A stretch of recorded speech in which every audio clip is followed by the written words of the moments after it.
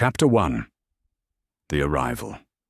Harry Potter had been staring at his untouched dinner for the better part of 10 minutes, his mind still reeling from the events of the past 3 weeks.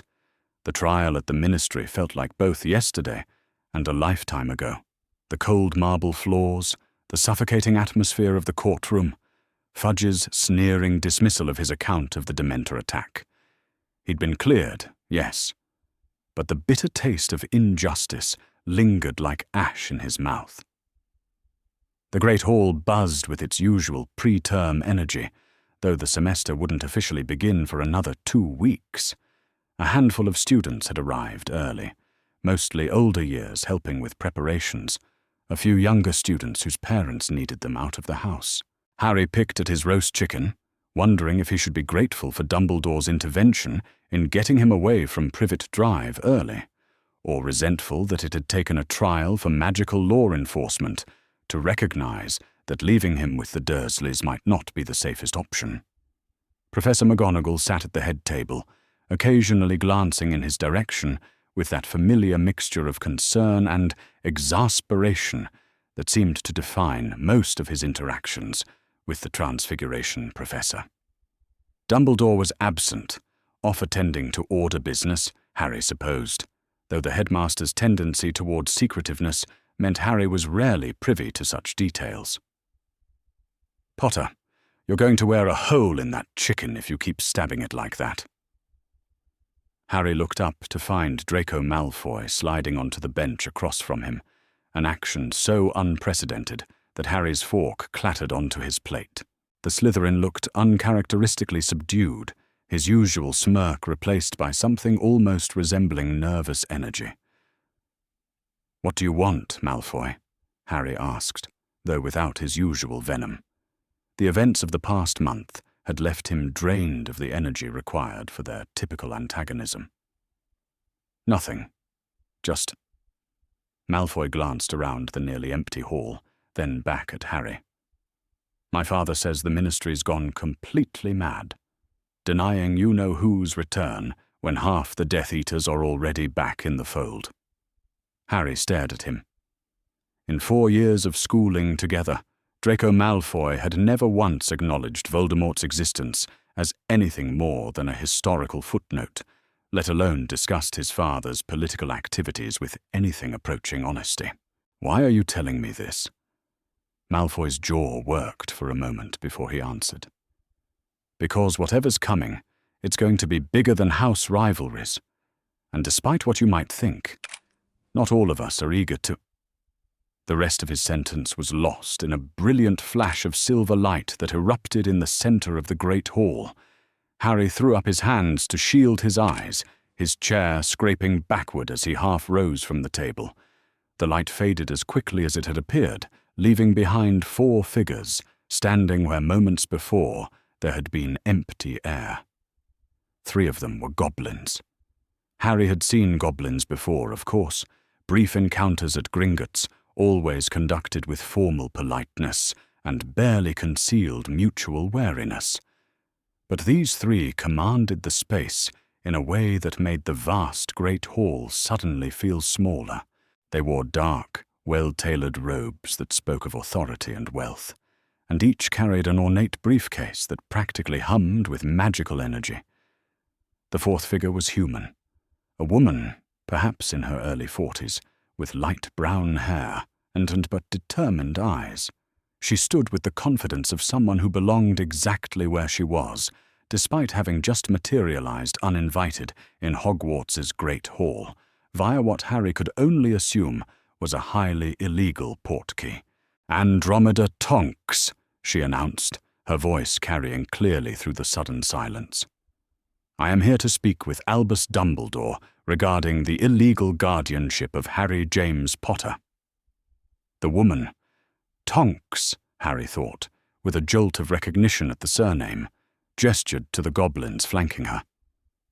"I'm accompanied by legal representatives from Gringotts Wizarding Bank. Master Sharpclaw, specialist in magical contracts.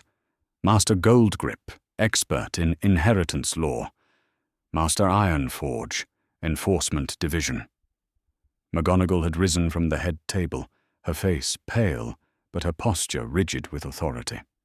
"Mrs. Tonks, I'm afraid you cannot simply—" "Professor McGonagall." The goblin who'd been introduced as Sharpclaw stepped forward, his voice a gravelly rasp that nevertheless carried perfect diction. "We come under the authority of the International Statute of Magical Child Welfare, Article 7. We request immediate conference with the acting magical guardian of the minor Harry Potter." "I'm right here," Harry said, finding his voice at last. All eyes turned to him, and he felt his cheeks flush under the scrutiny. I can speak for myself." Andromeda Tonks turned to look at him fully for the first time, and Harry saw something flicker across her features. Recognition, perhaps, or grief. When she spoke, her voice was gentler than it had been moments before. "Hello, Harry. I'm your cousin Sirius's cousin. And according to magical law, I should have been consulted before you were placed with relatives who—" She paused, her mouth tightening. "Who failed in their duty of care." "I don't understand," Harry said, though even as the words left his mouth, pieces were beginning to fall into place. The familiar surname, the way she looked at him, not with the mixture of fame-struck awe and pity he was accustomed to, but with something that might have been familial concern. Master Goldgrip opened his briefcase with a sharp click, withdrawing a scroll that seemed far too large to have fit inside the case. "Mr. Potter, are you aware that your godfather, Sirius Black, filed legal documentation in 1979 designating secondary guardianship arrangements in the event of his incapacitation?" "Secondary what?" Harry's voice cracked slightly. "Guardianship," Ironforge said bluntly. "Legal responsibility for your care should something happen to both your parents and your primary magical guardian. Standard practice among old magical families, though apparently not standard enough." The great hall erupted in sudden, hushed whispers as more students began filtering in, drawn by the commotion. Harry spotted Hermione near the entrance, her eyes wide with curiosity and concern. Ron was beside her, his mouth hanging open at the sight of the goblins. "Where is Dumbledore?" Andromeda asked McGonagall, though her tone remained respectful. "These are serious accusations, and they deserve to be addressed with appropriate urgency." McGonagall's lips pressed into a thin line. "The headmaster is attending to order. To important business. I can send for him, but no need, Minerva." The voice came from the main entrance, and Harry turned to see Dumbledore striding into the hall, his star-spangled robes billowing behind him. But for the first time in Harry's memory, the headmaster looked genuinely shaken. His eyes, usually twinkling with some private amusement, were sharp and wary as they fixed on the assembled group. "Mrs. Tonks," Dumbledore said, inclining his head slightly. "I must confess, I was not expecting this particular family reunion." "Professor Dumbledore," Andromeda's voice was crisp, professional. "I believe you know why we're here." Sharpclaw stepped forward again, withdrawing a second scroll from seemingly thin air. "Professor Albus Dumbledore, you are hereby served with notice of a formal challenge to your guardianship of the minor Harry James Potter.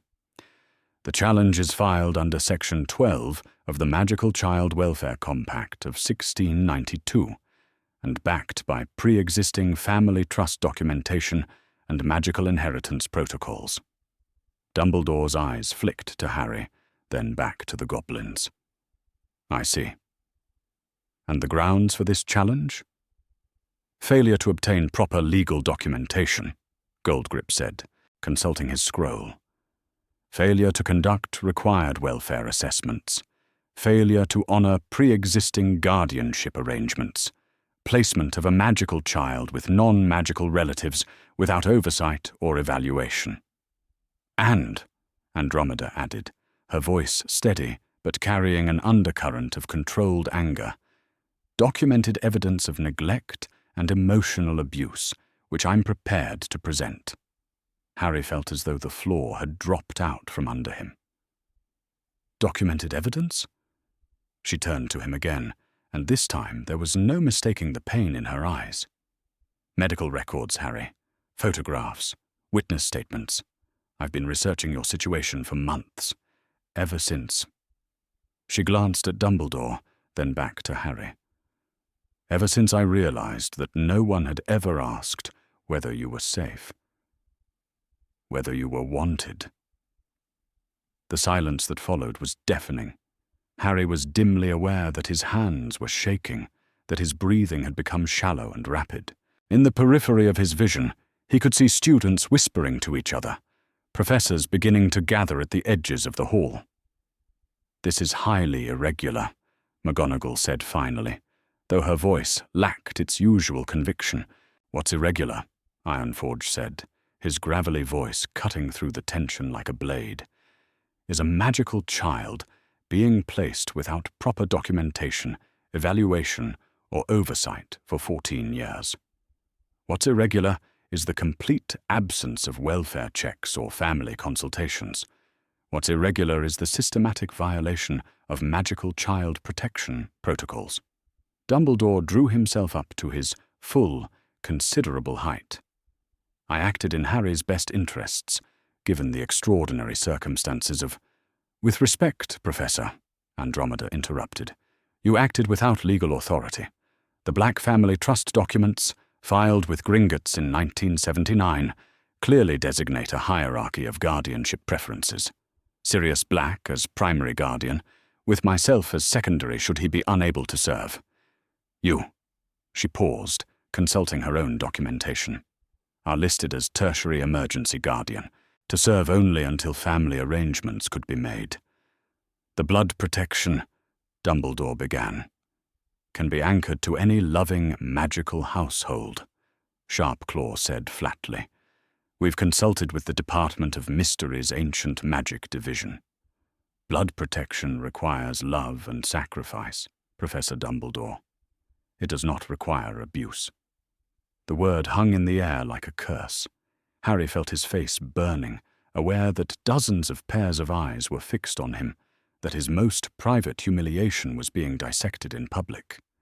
But beneath the embarrassment was something else, a strange, rising sense of vindication that he'd never allowed himself to feel before.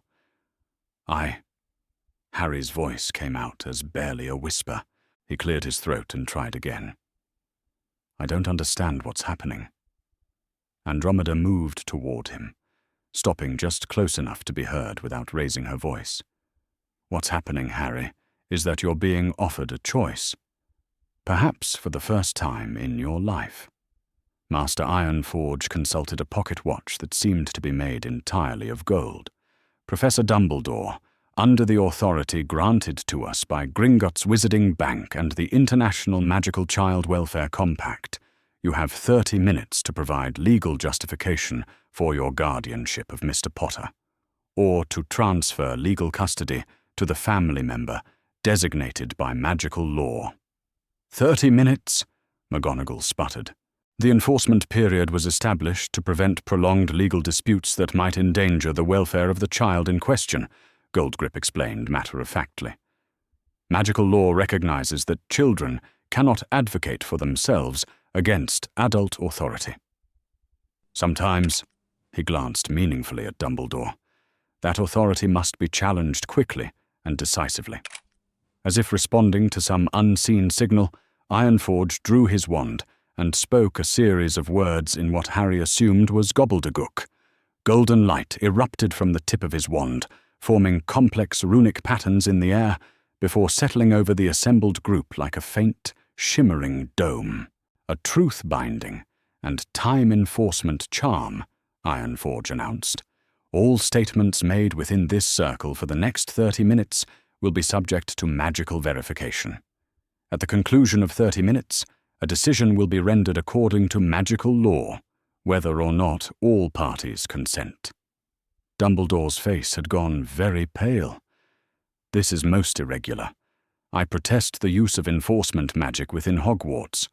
Your protest is noted, Sharpclaw said dryly, and overruled.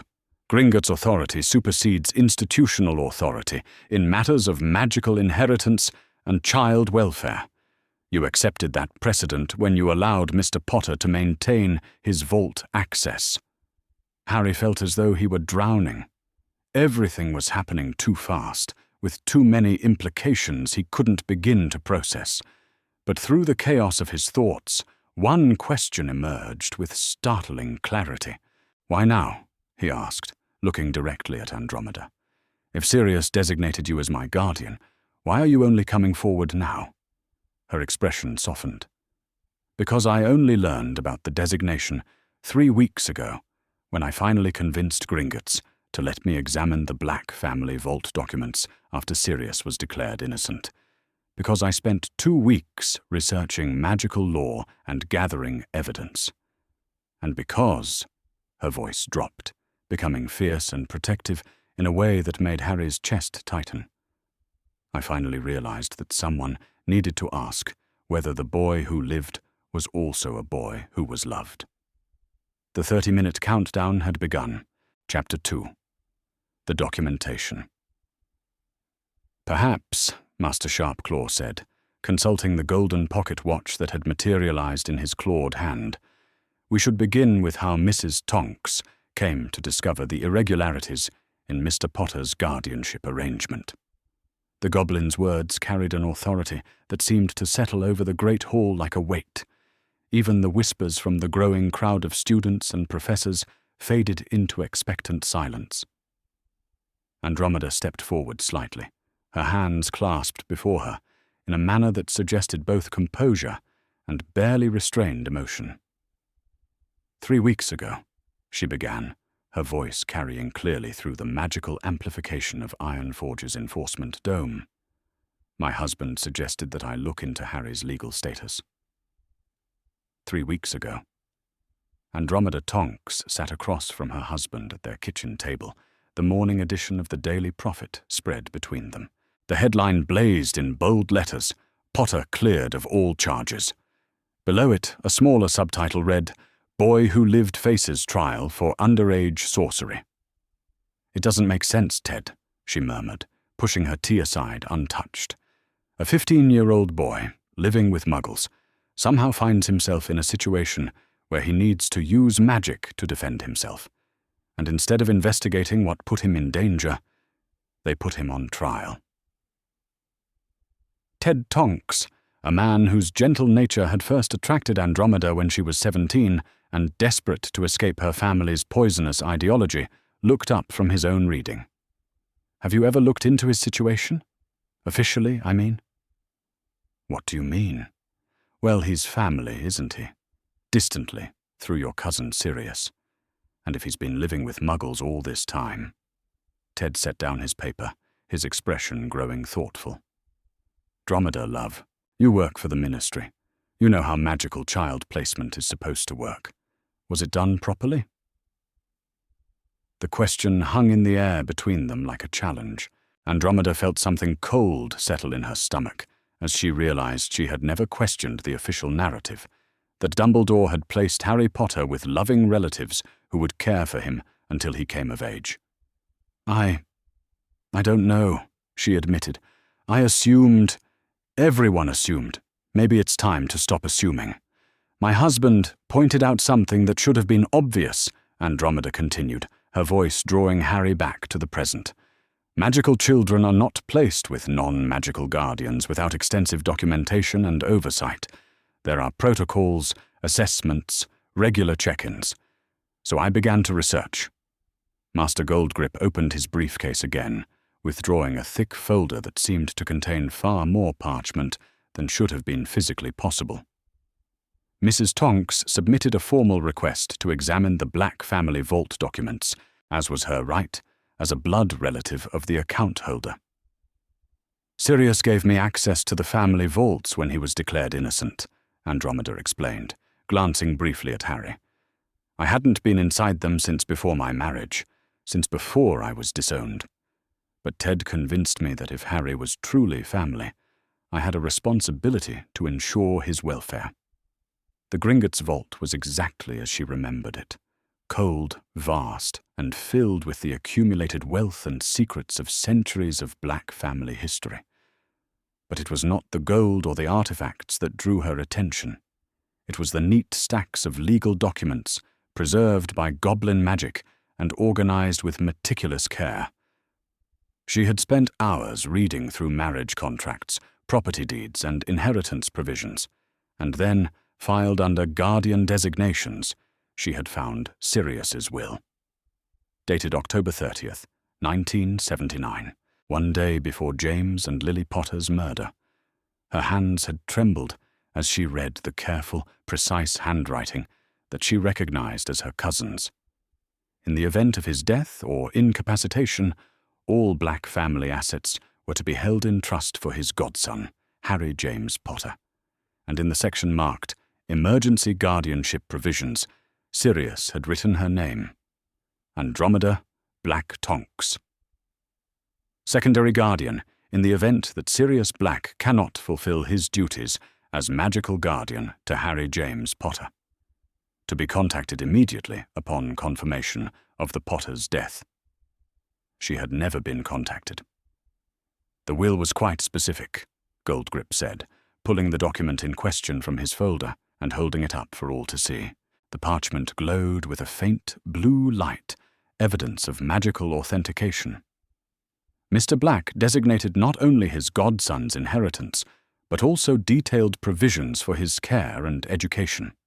The Black family townhouse at number 12, Grimmauld Place, was to be made available as Harry Potter's primary residence. A substantial trust fund was to be established for his upbringing, education, and general welfare. Harry felt as though someone had struck him. Grimmauld Place? But that's where Sirius has been hiding. It's been his family home all along. It was meant to be your home, Harry, Andromeda said quietly. Sirius wrote very carefully about his hopes for your upbringing. He wanted you to know your magical heritage, to understand your parents' legacy. He wanted you to be raised by people who would love you, not despite your fame, but regardless of it. Dumbledore, who had remained silent throughout this recitation, finally spoke. The situation was far more complex than Mr. Black could have anticipated when he wrote that will. The circumstances of Voldemort's attack created unique magical protections that required— Professor, Sharpclaw interrupted, his voice sharp as flint, you will have your opportunity to present your justification. At the moment we are establishing the facts of the case. Master Ironforge consulted his pocket watch. 23 minutes remaining. Andromeda reached into her own bag and withdrew a folder. This one was distinctly non-magical, ordinary manila, worn at the edges, clearly recently assembled. After I discovered Sirius's will, I realized that I needed to understand what had happened to Harry, so I began investigating his living situation. She opened the folder, and Harry caught a glimpse of official-looking documents, photographs, and what appeared to be medical reports. His stomach dropped. The Dursley family of number 4, Privet Drive, Little Whinging, Surrey, she read from a document at the top of the stack. Vernon Dursley, employed by Grunning's Drill Company. Petunia Dursley, née Evans, sister to the deceased Lily Potter. One son, Dudley Dursley, born 1980. How did you— Harry began, then stopped. The question felt too large, too complicated. I hired a private investigator, Andromeda said simply. A muggle one, actually. I thought it would be less likely to attract attention from magical authorities if I used non-magical methods. Ted helped me navigate the muggle legal system. She pulled out a photograph, and Harry's breath caught. It was him, but younger. Perhaps 8 or 9 years old, standing in the Dursleys' back garden. He was thin to the point of gauntness, wearing clothes that were clearly several sizes too large. Even in the grainy photograph, the listlessness in his posture was unmistakable. This was taken by a neighbor who was concerned about the child next door Andromeda continued, her voice carefully neutral. She contacted social services multiple times over the years. Her reports were filed, investigated superficially, and dismissed. More photographs followed. Harry at 10, 11, 12, a visual timeline of neglect that made his chest tight with a mixture of shame and rage he hadn't known he was carrying. "Medical records," Goldgrip announced, as Andromeda pulled out a stack of official-looking papers. Obtained through proper legal channels, of course. Multiple visits to the emergency room of the local Muggle hospital. Malnutrition, suspicious injuries, treatment for what the Muggle doctors termed failure to thrive. "Stop," Harry said, his voice barely above a whisper. Then, louder. "Stop." The great hall fell silent. Harry could feel hundreds of pairs of eyes on him, and the weight of their attention made it difficult to breathe. He had spent 15 years learning to hide his private humiliation, to pretend that the way the Dursleys treated him was normal, or at least survivable. Now it was being dissected in public, like a particularly unpleasant potion ingredient. "I'm sorry, Harry," Andromeda said, and there was genuine pain in her voice. "I know this is difficult, but it's important that everyone understand what the current guardianship arrangement has cost you." Professor McGonagall had moved closer to the head table, her face pale with what looked like dawning horror. "Albus," she said quietly, though in the magical amplification of the enforcement dome, her words were audible throughout the hall. "You told us he was safe. You told us he was loved." Dumbledore's expression was unreadable. "I believed that he was being adequately cared for. The blood protection required." "Required what?" Andromeda snapped, her careful composure finally cracking. "Required that a child be starved, isolated, treated like a burden and a freak?" She pulled out another document, this one clearly magical, glowing with the same blue authentication light as Sirius's will. "This is a report from the Department of Magical Child Welfare, dated August 1st, 1981. It's the only official document in Harry's file. Do you know what it says, Professor Dumbledore?" She didn't wait for an answer. "Emergency placement with Muggle relatives, approved pending full welfare assessment within 30 days. That assessment was never conducted. No follow-up visits were made. No evaluations of Harry's safety or well-being were ever filed." Master Ironforge spoke into the stunned silence. "In essence, Mr. Potter has been living under what amounts to an illegal emergency placement for 14 years. But more than that," Sharpclaw added, consulting his own documents. "The placement violated the specific, legally binding wishes of Mr. Potter's designated magical guardian. Mrs. Tonks should have been contacted immediately upon Sirius Black's incarceration. The Black Family Trust should have been activated to provide for Mr. Potter's care. Instead, these legal protections were simply ignored." Harry found that his hands were shaking. He looked around the great hall, at the faces of his classmates, at the professors who had taught him for 4 years, at Dumbledore, whose blue eyes now seemed less twinkling and more calculating than they ever had before. "Why?" he asked, and his voice came out rough and small. "If there were relatives who wanted me, if there was money set aside for my care, if there were legal arrangements already made, why did none of that matter?"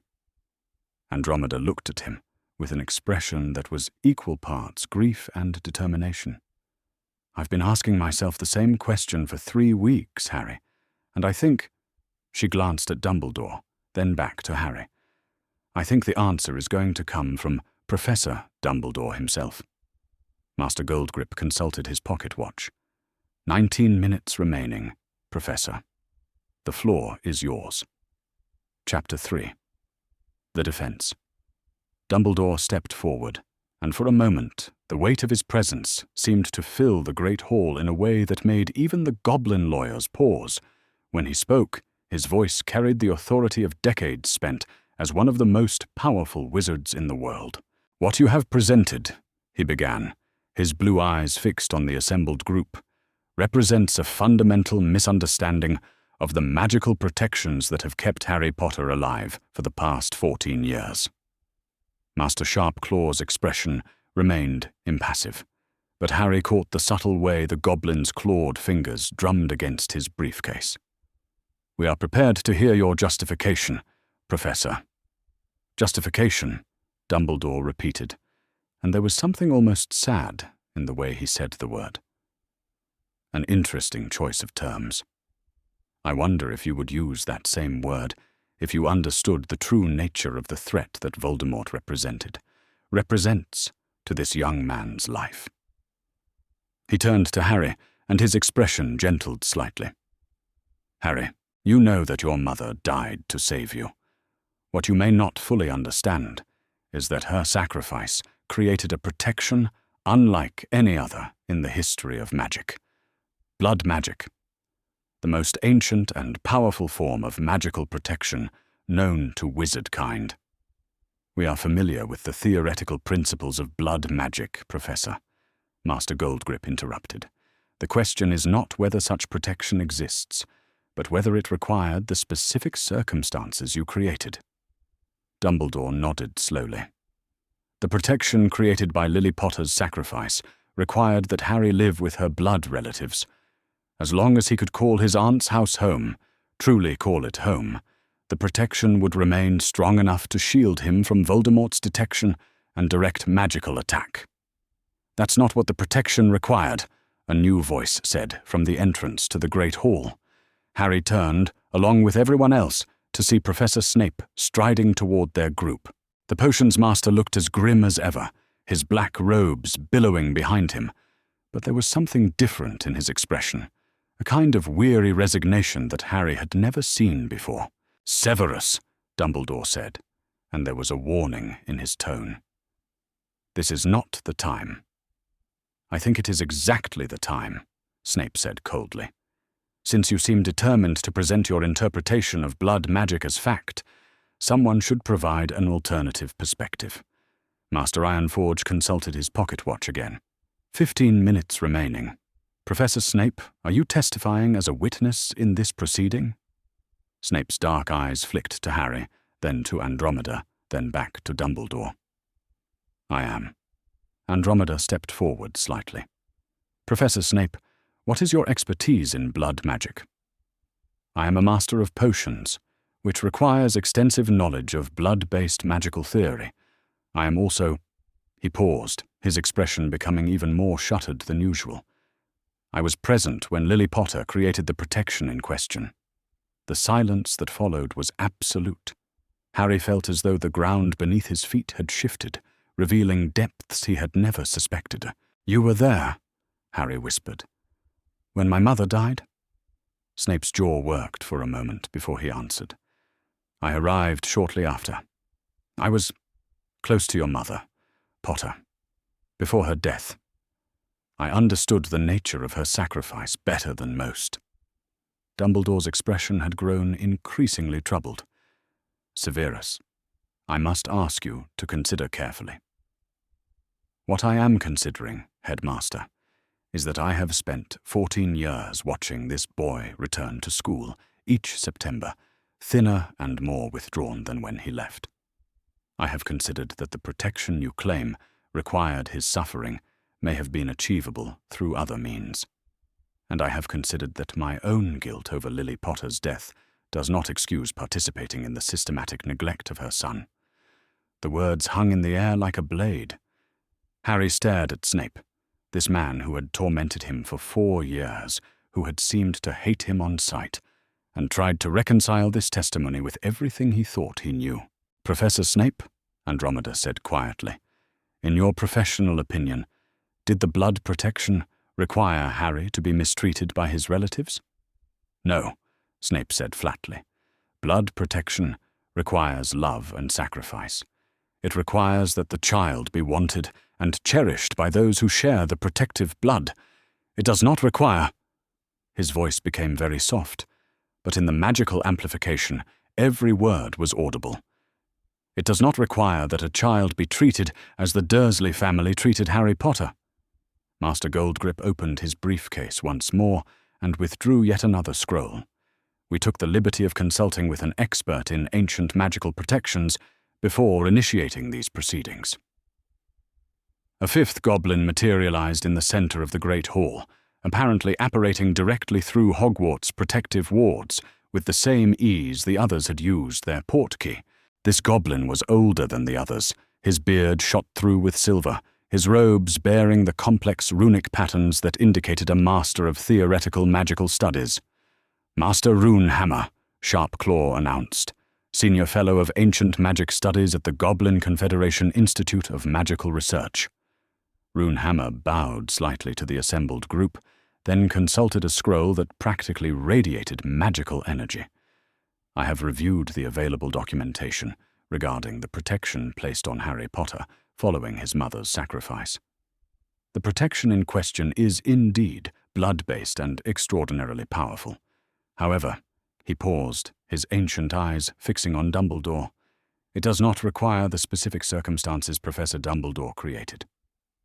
Explain, Dumbledore said, and for the first time since the proceedings had begun, he sounded genuinely uncertain. Blood protection requires 3 elements, Runehammer said, his voice carrying the authority of centuries of study.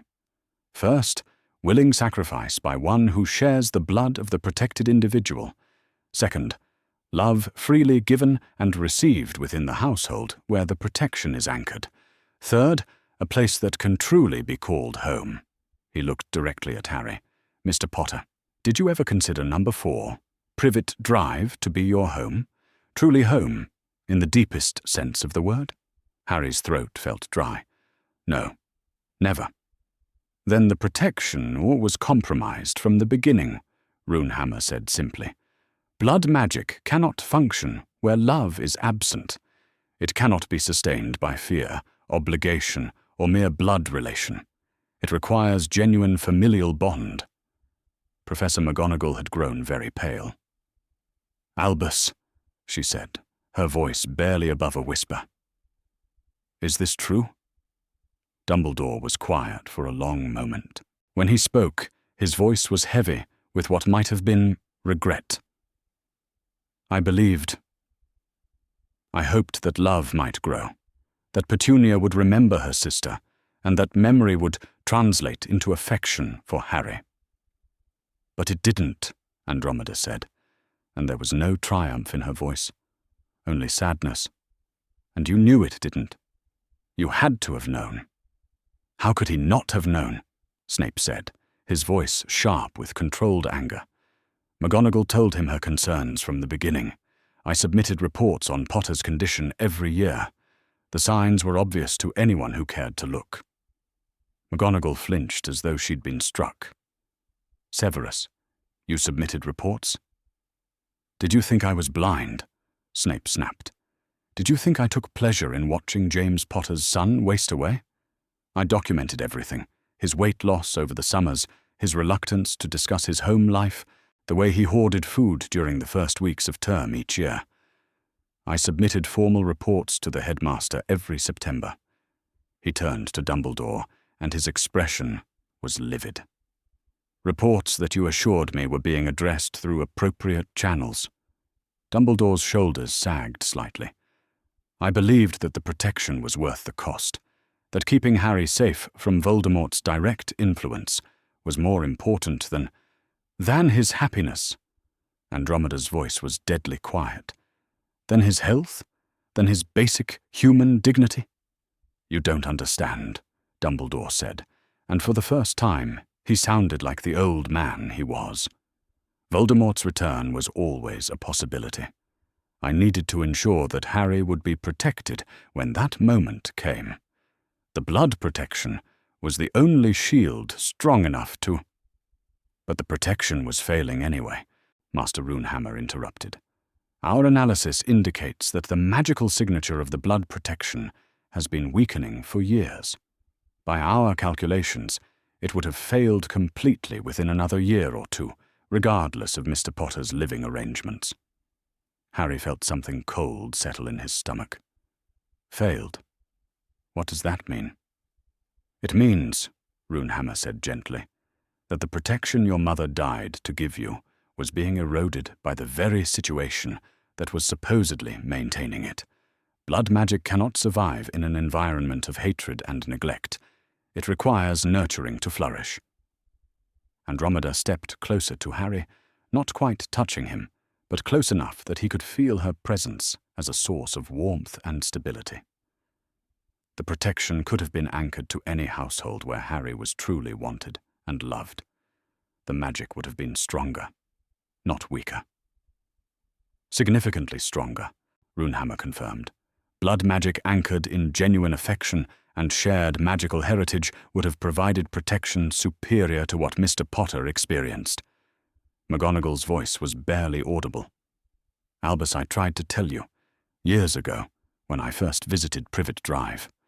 I told you they were the worst sort of muggles. I told you Harry would be better off with a magical family who could understand and appreciate what he was. But you said the protection required blood relatives, Harry said, looking between McGonagall and Dumbledore. You said it had to be my mother's family.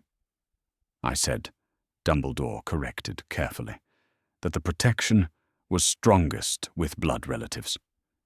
I believed that Petunia's connection to Lily would provide the necessary foundation for the magic to flourish. But Mrs. Tonks is also a blood relative, Master Goldgrip pointed out, consulting his genealogical charts. More distantly related, yes, but the Black family bloodline connects to the Potter line through several historical marriages. The magical connection would have been adequate to sustain the protection. More than adequate, Andromeda said, her voice growing stronger. It would have been nurtured by people who understood what Harry was, who could help him develop his magical abilities, who would have loved him, not despite his fame, but because of who he was as a person. Master Ironforge consulted his watch again. 7 minutes remaining, Professor Dumbledore. Do you wish to present any additional justification for your guardianship decisions? Dumbledore looked around the great hall, at the assembled students and professors, at the goblin lawyers with their implacable expressions, at Harry who was staring at him with a mixture of betrayal and dawning understanding. I made the choice I believed was best at the time, he said finally, with the information available to me in the circumstances that existed then. I may have been wrong. The admission fell into the great hall like a stone into still water, creating ripples of shock and murmured conversation that spread throughout the watching crowd. Wrong about what? Harry asked, his voice hoarse. Dumbledore met his eyes, and for the first time in Harry's memory, the headmaster looked truly old. Wrong to believe that your safety was worth your happiness. Wrong to think that survival was more important than being loved. Wrong to make choices for you without considering that you might have preferred different risks. Harry felt tears prick at his eyes, though he couldn't have said whether they were tears of anger or grief or something else entirely. Harry, Andromeda said softly, you have a choice now. That's what this has all been about. Not just changing your guardianship, but giving you the opportunity to decide for yourself where you belong. Master Ironforge's watch chimed softly, a sound like distant silver bells. Time expires in 30 seconds, Professor Dumbledore. Do you concede the guardianship challenge? Dumbledore straightened his shoulders and looked directly at Harry. That decision is no longer mine to make. The watch chimed again, a longer, more complex melody that seemed to resonate through the magical enforcement dome. Time has expired, Ironforge announced. The guardianship challenge is sustained. Legal custody of Harry James Potter is hereby transferred to Andromeda Black Tonks, as designated in the last will and testament of Sirius Black, acting as secondary magical guardian. The golden dome began to shimmer and fade, but the weight of what had just occurred seemed to settle over the great hall with an almost physical presence. Harry Potter was no longer Dumbledore's responsibility. For the first time in his life, he belonged somewhere else. Chapter 4. Ghosts of the Past. The silence that followed Master Ironforge's pronouncement was fragile, like the moment between lightning and thunder. Harry stood in the center of it all, feeling as though the ground beneath his feet had fundamentally shifted. He was no longer Dumbledore's ward. He belonged, legally, officially, to someone else. To family. The golden enforcement dome had faded completely, but the weight of magical authority still pressed down on the Great Hall. Students and professors remained frozen in their seats, as if afraid that any sudden movement might shatter whatever spell had just been broken. "Harry," Andromeda said softly, and he turned to look at her. This woman who was apparently his guardian now, this relative he had never known, existed until 30 minutes ago. "How are you feeling?" It was such a simple question, and yet Harry found himself completely unable to answer it. How was he feeling? Overwhelmed? Confused? Grateful, maybe? Angry, definitely. Grief-stricken for a childhood he had never known he could have had. "I don't know," he admitted, his voice coming out smaller than he'd intended. "That's understandable," she said, and there was something so gentle in her tone that Harry felt his throat tighten. "This has been a lot to process in a very short amount of time. Andromeda." The voice came from the shadows near the Great Hall's main entrance, low and rough and achingly familiar. Harry spun around, his heart leaping into his throat as a figure stepped out of the darkness. Sirius Black looked exactly as he had the last time Harry had seen him, gaunt from his years in Azkaban, his dark hair hanging in tangled curtains around his pale face. But there was something different in his expression now, something that might have been hope mixed with desperate uncertainty. "Sirius," Andromeda breathed, and suddenly they were moving toward each other, crossing the space between them with the urgency of people who had been separated for far too long. The embrace that followed was fierce and desperate, two people clinging to each other as if afraid the other might disappear. Harry watched, feeling like an intruder on something intensely private, as his godfather buried his face in his cousin's shoulder and shook with what might have been relief or grief or both. "I thought I'd lost you forever," Sirius whispered, his voice muffled against Andromeda's hair. "When you married Ted, when Mother burned your name off the tapestry, I thought—" "I know," Andromeda murmured back, her own voice thick with emotion. "I thought you hated me. I thought the whole family hated me." "Never," Sirius said fiercely, pulling back to look at her. "Never. You were the only one who—" He stopped, seeming to remember suddenly that they were not alone, that dozens of people were watching this reunion with fascination and varying degrees of discomfort. Dumbledore had straightened, his expression shifting from the defeated resignation of moments before to something more complex. Wariness, perhaps, mixed with what might have been guilt. "Sirius," the headmaster said carefully, "you should not be here. Your legal status—" "My legal status," Sirius interrupted, his voice sharp as he turned away from Andromeda to face Dumbledore directly, "was resolved 3 weeks ago, when the Ministry finally bothered to review the evidence that proved my innocence. Though I notice that information hasn't made it into the official channels yet." Master Sharpclaw consulted one of his many documents. Mr. Black was formally exonerated of all charges related to the death of Peter Pettigrew and the betrayal of the Potter family on July 23, 1995. The Ministry's Department of Magical Accidents and Catastrophes has confirmed the validity of his claims regarding his illegal imprisonment. "Then why—" Harry began, then stopped. Why was Sirius still hiding? Why hadn't he been free to come forward before now? "Politics," Sirius said bitterly, as if reading Harry's thoughts. "Fudge doesn't want to admit that the Ministry imprisoned an innocent man for 12 years. Bad for his image, apparently. So my exoneration is buried in bureaucratic red tape while they figure out how to spin it." He looked around the Great Hall, taking in the assembled crowd, the Goblin lawyers, the evidence scattered across the tables. "Though I have to admit, I wasn't expecting quite this level of intervention when I heard what was happening." "How did you hear?" McGonagall asked, her voice still shaky from the revelations of the past hour. Sirius's expression grew grim. "The Order has been monitoring magical law enforcement activities since Voldemort's return. When Gringotts filed formal guardianship challenge paperwork this morning, it triggered automatic alerts. He glanced at Dumbledore.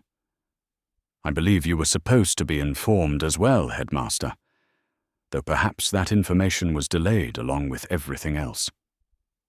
The implication hung in the air like an accusation. Dumbledore's jaw tightened slightly, but he didn't deny it. Sirius, Andromeda said, stepping closer to him. I need you to know, I didn't do this to hurt anyone.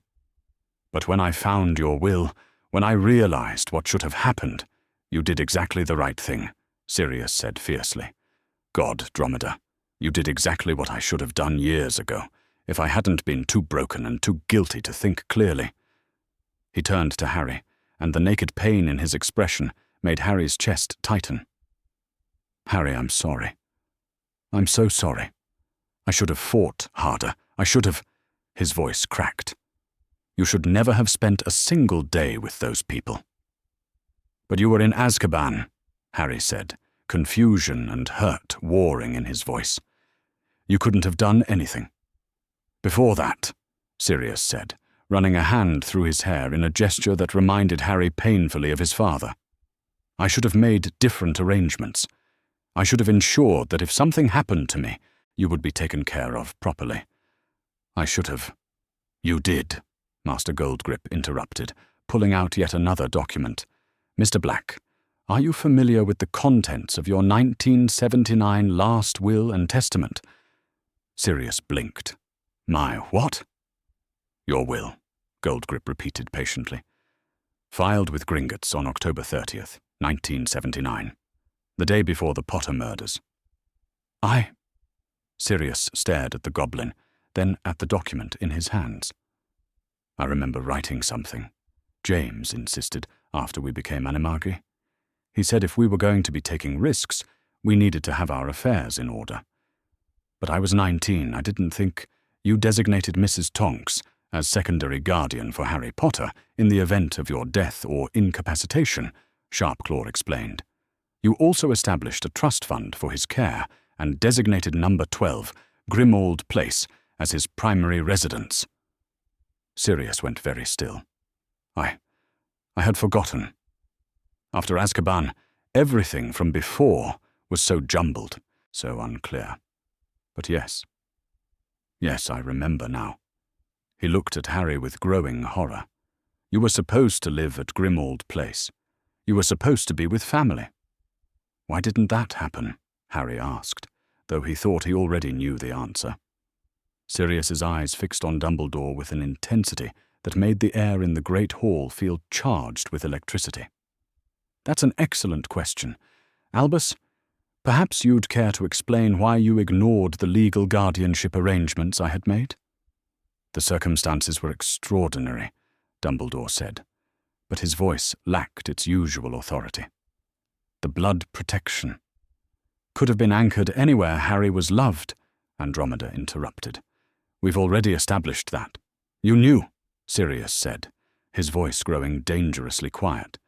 You knew about the will. You had to have known. Gringotts would have contacted you as the designated emergency guardian. Dumbledore was quiet for a long moment.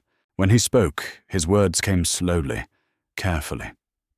I believed that the blood protection offered by Petunia Dursley was more important than honoring your guardianship preferences. More important than Harry's happiness, Sirius said flatly. More important than him knowing he had family who wanted him. More important than him growing up with people who understood what he was. I believed it was more important than his life, Dumbledore said, and there was steel in his voice now. Voldemort's return was always a possibility. I needed to ensure that Harry would be protected when that moment came. But he wasn't protected, Harry said, his voice growing stronger as anger finally began to cut through the shock and confusion. I was miserable. I was hungry half the time. I spent most of my childhood thinking I was a freak, thinking that magic was something shameful and dangerous. He looked around the great hall, at all the faces watching him. I didn't even know magic was real until Hagrid told me on my 11th birthday. I didn't know about my parents, about how they died, about any of it until I came to Hogwarts. Sirius made a sound that might have been a growl. You didn't know about James and Lily? Dumbledore, what were you thinking? I thought it was better for him to learn gradually, in an environment where he could process the information with proper support. Dumbledore said. Proper support. Andromeda's voice was incredulous. You left him completely isolated from his magical heritage and culture for 11 years.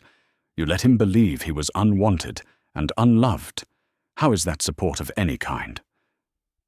Harry felt something breaking loose in his chest, something he had been holding back for years without even realizing it. I used to have nightmares, he said, his voice coming out rough and unsteady. About being left places, about being forgotten. I used to think that if I was good enough, if I was quiet enough, if I didn't cause any trouble, maybe someone would want to keep me. The silence that followed was absolute. Andromeda's hand flew to her mouth, her eyes bright with tears. Sirius looked as though Harry had physically struck him. And you know what the worst part was? Harry continued, the words pouring out of him now like water through a broken dam. The worst part was that I thought I deserved it. I thought there was something wrong with me, something that made me unlovable. Because if my own relatives couldn't stand me, if my own family thought I was a burden, then what did that say about me?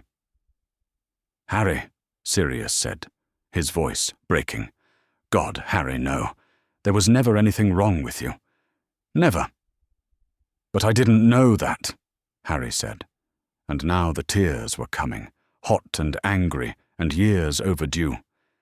I didn't know that there were people who would have wanted me. I didn't know that there was a place I was supposed to belong. He looked at Dumbledore, and all the respect and trust and gratitude he had felt for the headmaster over the years crystallized into something harder, more painful. You took that away from me, he said quietly. You took away my family, my heritage, my childhood. You took away my choice. And for what? For protection that wasn't even working properly? Dumbledore's shoulders sagged. Harry, Don't, Harry said, holding up a hand. Don't apologize. Don't tell me you thought you were doing the right thing. Just... He wiped at his eyes with the back of his hand, suddenly exhausted. Just don't. Andromeda stepped forward, moving slowly, as if approaching a wounded animal. Harry, I know this is overwhelming. I know it's painful to think about what might have been. But you have choices now. You have family now. And I promise you, her voice grew fierce, I promise you will never doubt again whether you are wanted. Sirius nodded, moving closer as well. We can't change the past, Harry. God knows I wish we could. But we can change what happens next. Harry looked between them. These two people who had been strangers an hour ago, and were now, apparently, his family. The family he had always wondered about, always yearned for. What happens next? He asked. Andromeda smiled, and it was the first truly warm expression Harry had seen directed at him from an adult in longer than he could remember. Next, she said, you come home. Chapter 5. The Ministry arrives. The moment of quiet that had settled over the great hall after Andromeda's promise was shattered by the sharp crack of multiple apparitions echoing through the space. Harry spun around, his hand instinctively reaching for his wand, as a group of wizards in official ministry robes materialized near the entrance. At the head of the group stood Cornelius Fudge, his lime-green bowler hat slightly askew and his face flushed with what appeared to be a mixture of exertion and outrage. Behind him, her toad-like features set in an expression of smug satisfaction, was Dolores Umbridge. 6 auras flanked them, their hands resting ominously on their wands.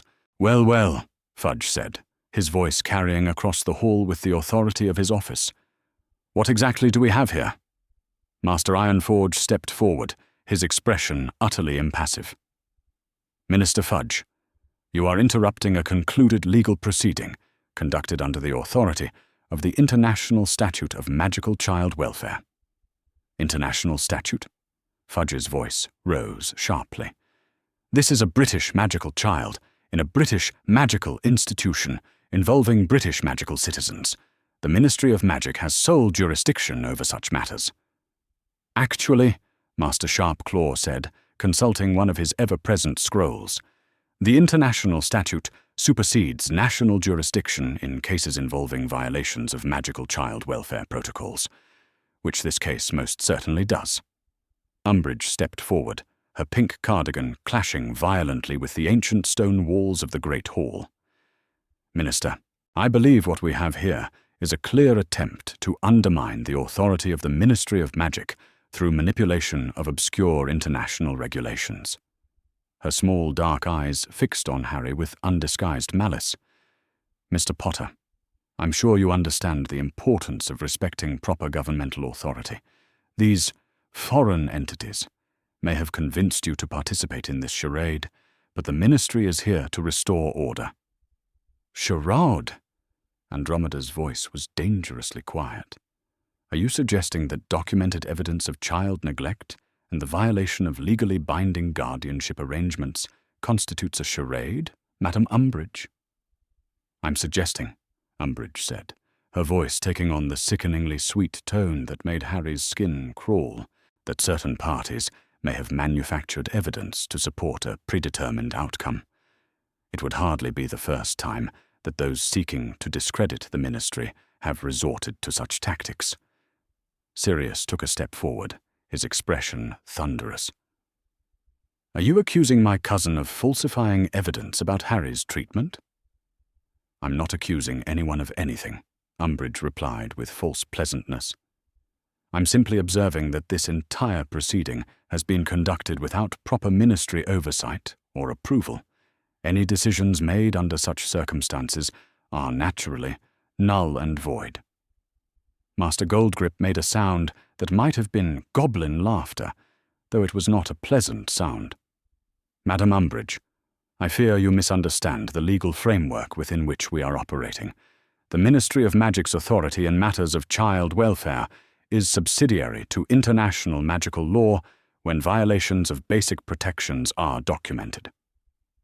Furthermore, Master Runehammer added, his ancient voice carrying the weight of centuries of legal precedent, the Ministry forfeited its right to object to these proceedings when it failed to file proper documentation for Mr. Potter's original guardianship placement 14 years ago.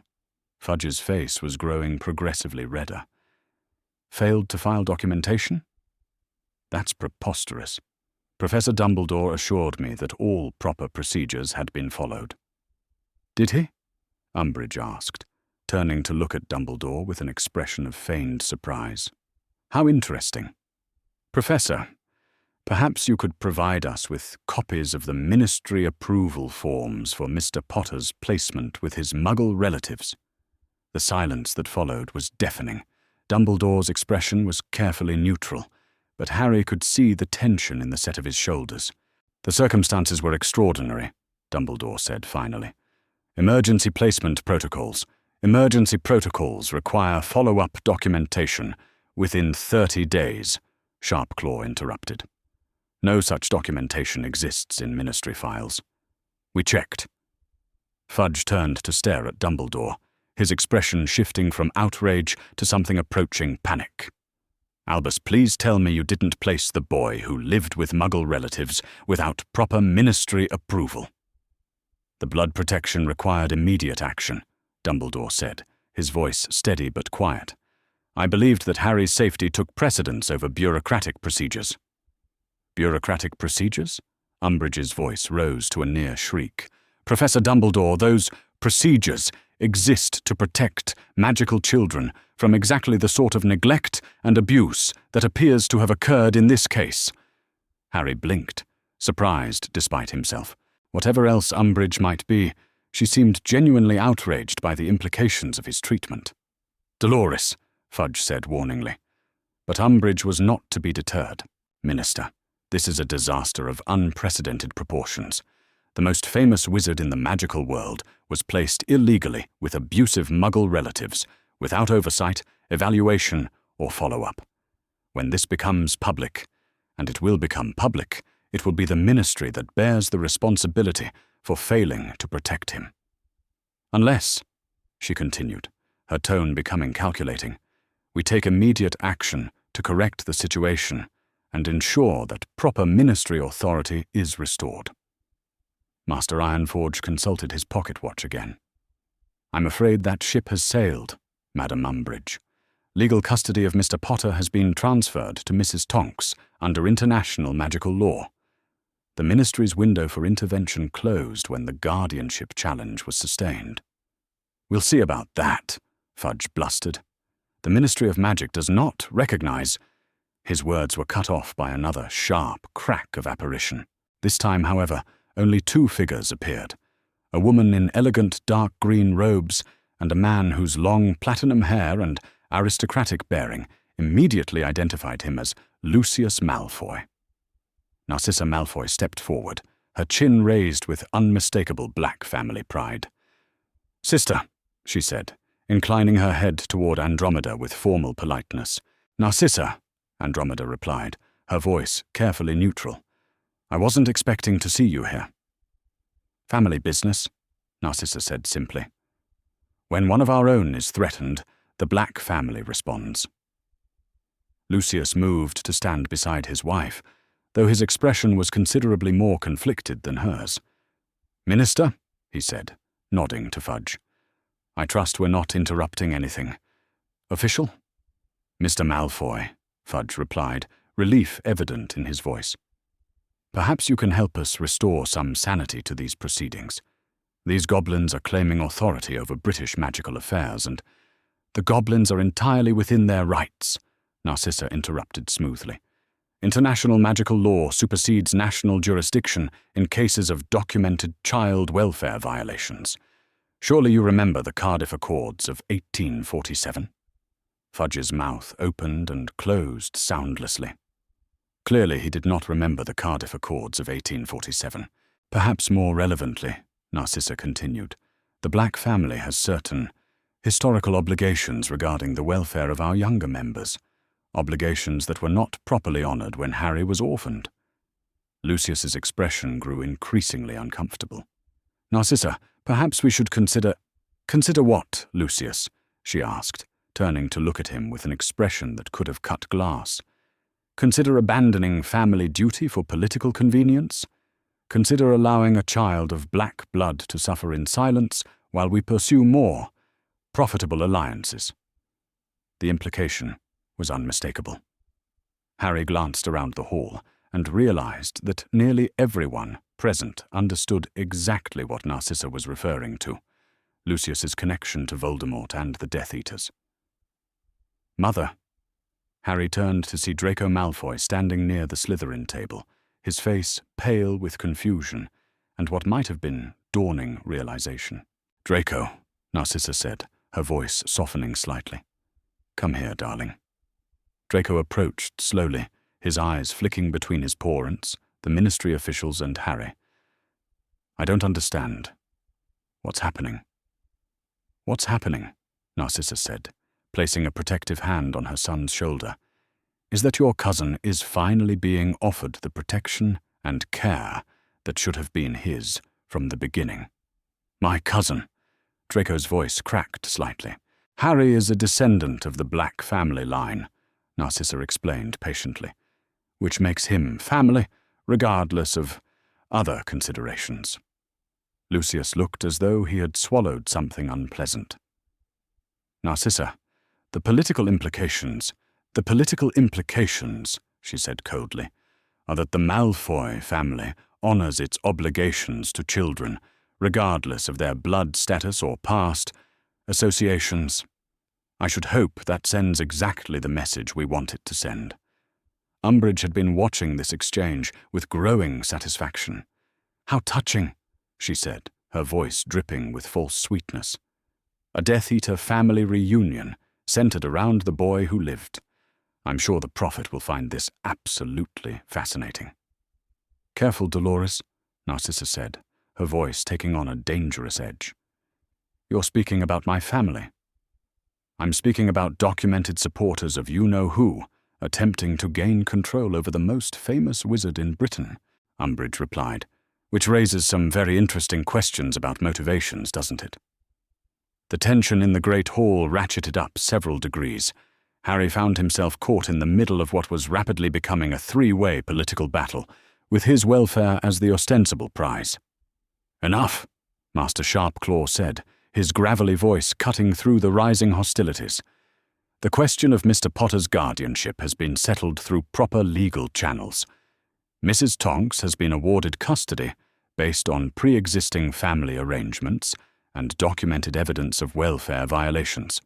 The Ministry does not recognize," Fudge began. "The Ministry's recognition is not required," Master Ironforge interrupted. "International magical law operates independently of national political considerations. However," he paused, consulting yet another scroll, "we are prepared to offer the Ministry an alternative." "What sort of alternative?" Umbridge asked suspiciously. "Joint oversight," Master Runehammer explained.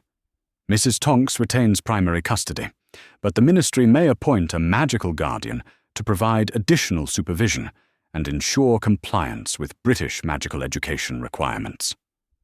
Fudge's expression brightened considerably. "Joint oversight. Yes, that sounds much more reasonable. The Ministry would, naturally, need to approve any such arrangement."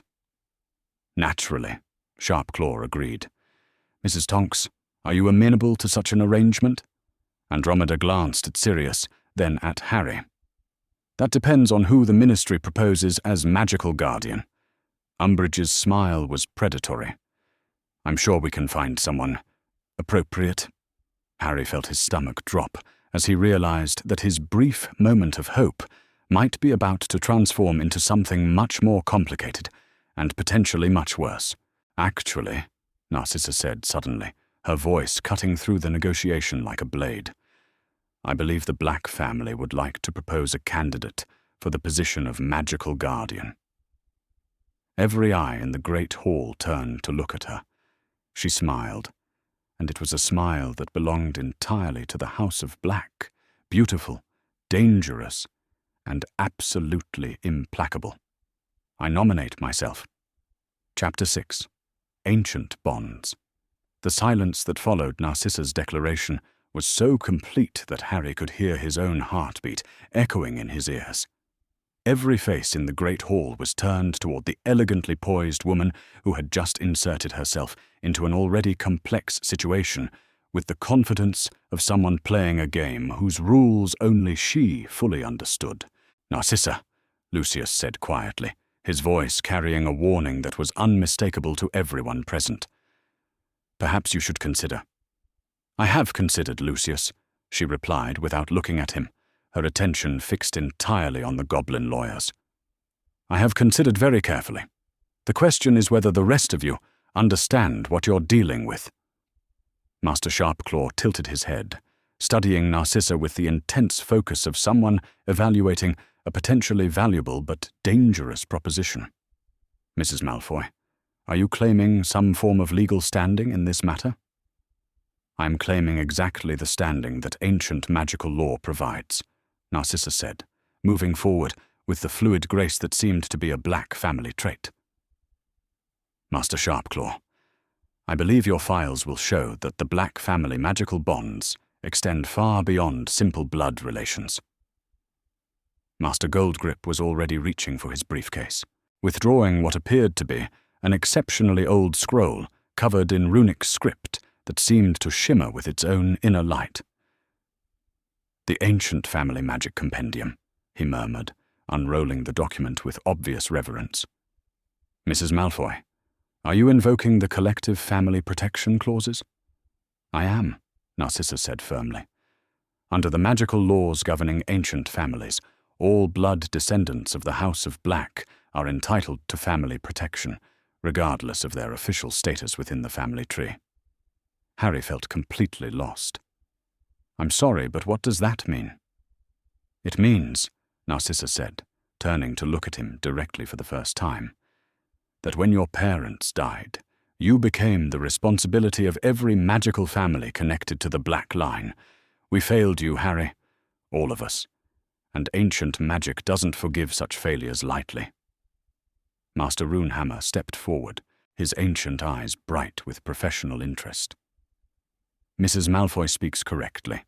The magical families who established the protection protocols in the 15th century understood that orphaned magical children represent a loss of magical potential that weakens the entire community. The protective obligations extend through marriage bonds, blood bonds, and magical bonds. Magical bonds? Andromeda asked, though something in her expression suggested she already suspected the answer. Bonds of friendship, loyalty, and love that create magical connections between individuals, Runehammer explained. Mr. Black's devotion to Harry Potter and his parents created such a bond, one that was magically recognized and recorded in the family protective matrix. Sirius straightened suddenly, his expression shifting to something Harry had never seen before, understanding mixed with what might have been hope. The family magic.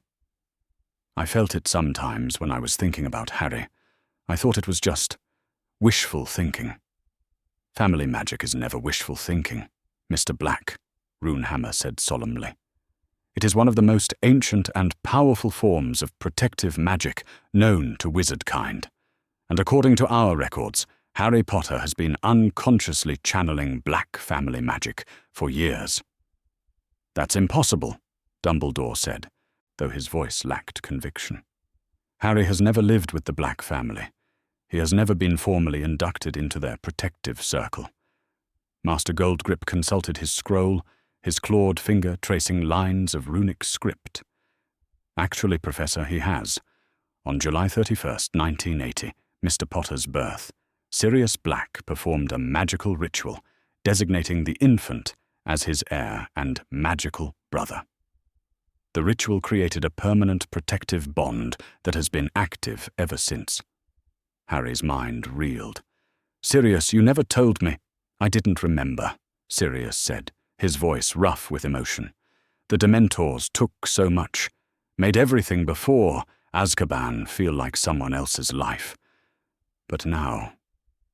God, Harry, I remember.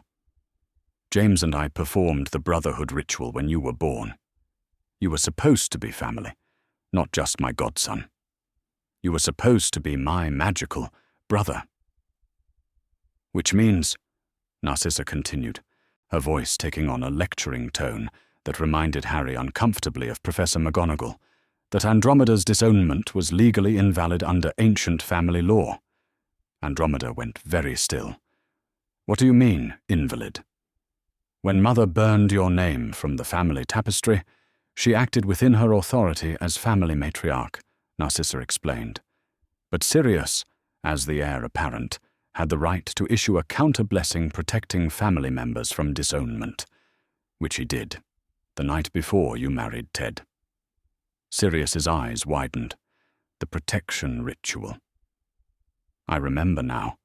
I was so angry at Mother, so furious that she would cut you off for marrying someone who made you happy. I stayed up all night researching family magic, trying to find a way to protect you. You cast a magical protection that superseded Mother's disownment, Narcissa said, her voice softening slightly as she looked at her sister. Under Goblin law, which governs ancient family magic, you never stopped being a Black.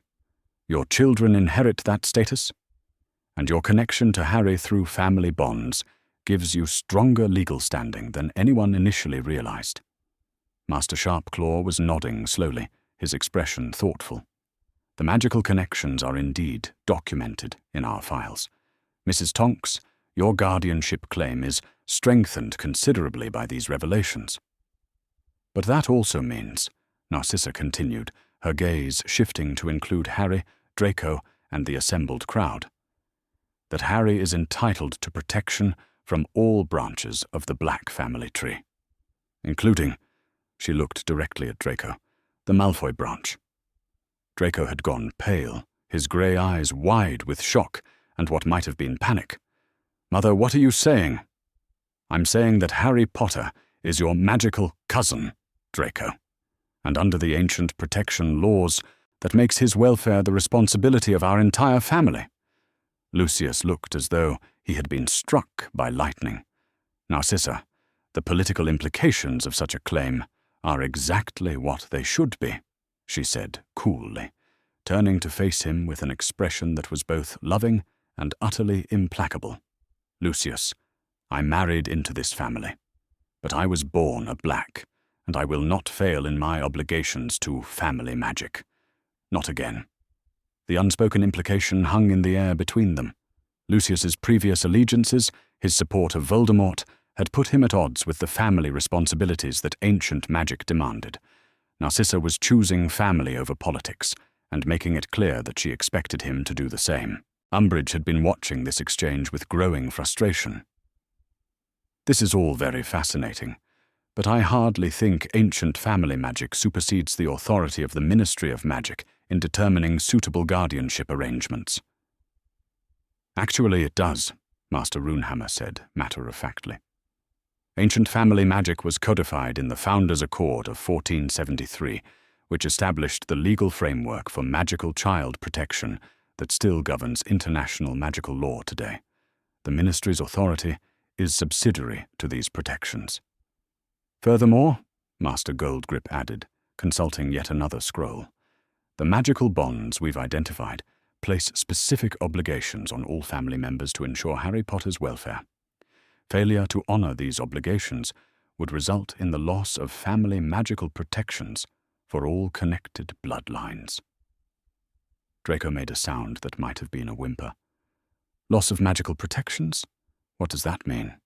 "It means," Narcissa explained gently, "that our family magic, the protections that have kept the Malfoy line strong for centuries, would be forfeit if we failed to honor our obligations to Harry." She turned to look at Harry, and her expression was complex, part guilt, part determination, part something that might have been affection. "Harry, I owe you an apology. We all do. When you were orphaned, ancient law required that you be taken in by magical family. We should have known about Sirius's brotherhood ritual. We should have investigated your placement. We should have ensured that you were loved and cared for and taught about your magical heritage. But we were all so consumed with our own concerns, our own fears and prejudices, and political maneuvering, that we forgot the most basic obligation of magical families, to protect our children." Harry felt overwhelmed by the revelation that his entire conception of family and belonging had been wrong from the very beginning. So I've been part of a magical family this whole time? All these years?" "Yes," Sirius said, his voice thick with emotion. "You've been my magical brother since the day you were born. You've been under black family protection your entire life, even when we were too scattered and broken to claim you properly. Which brings us back to the question of guardianship," Master Sharpclaw said, consulting his pocket watch. "Mrs. Malfoy, your nomination of yourself as magical guardian is noted. However, the primary custody arrangement has been established with Mrs. Tonks. Are you proposing a joint guardianship arrangement?" Narcissa looked at Andromeda, and for the first time since her arrival, her composure seemed to waver slightly. "Sister, I know we have history. I know that my choices over the years haven't always honored the bonds of family. But if you would allow it, I would like to be part of ensuring that Harry receives the magical education and family connection that he should have had from the beginning." Andromeda studied her younger sister for a long moment. When she spoke, her voice was careful, but not unkind. "Narcissa, why now? Why are you taking this stand now, when it could cost you politically?"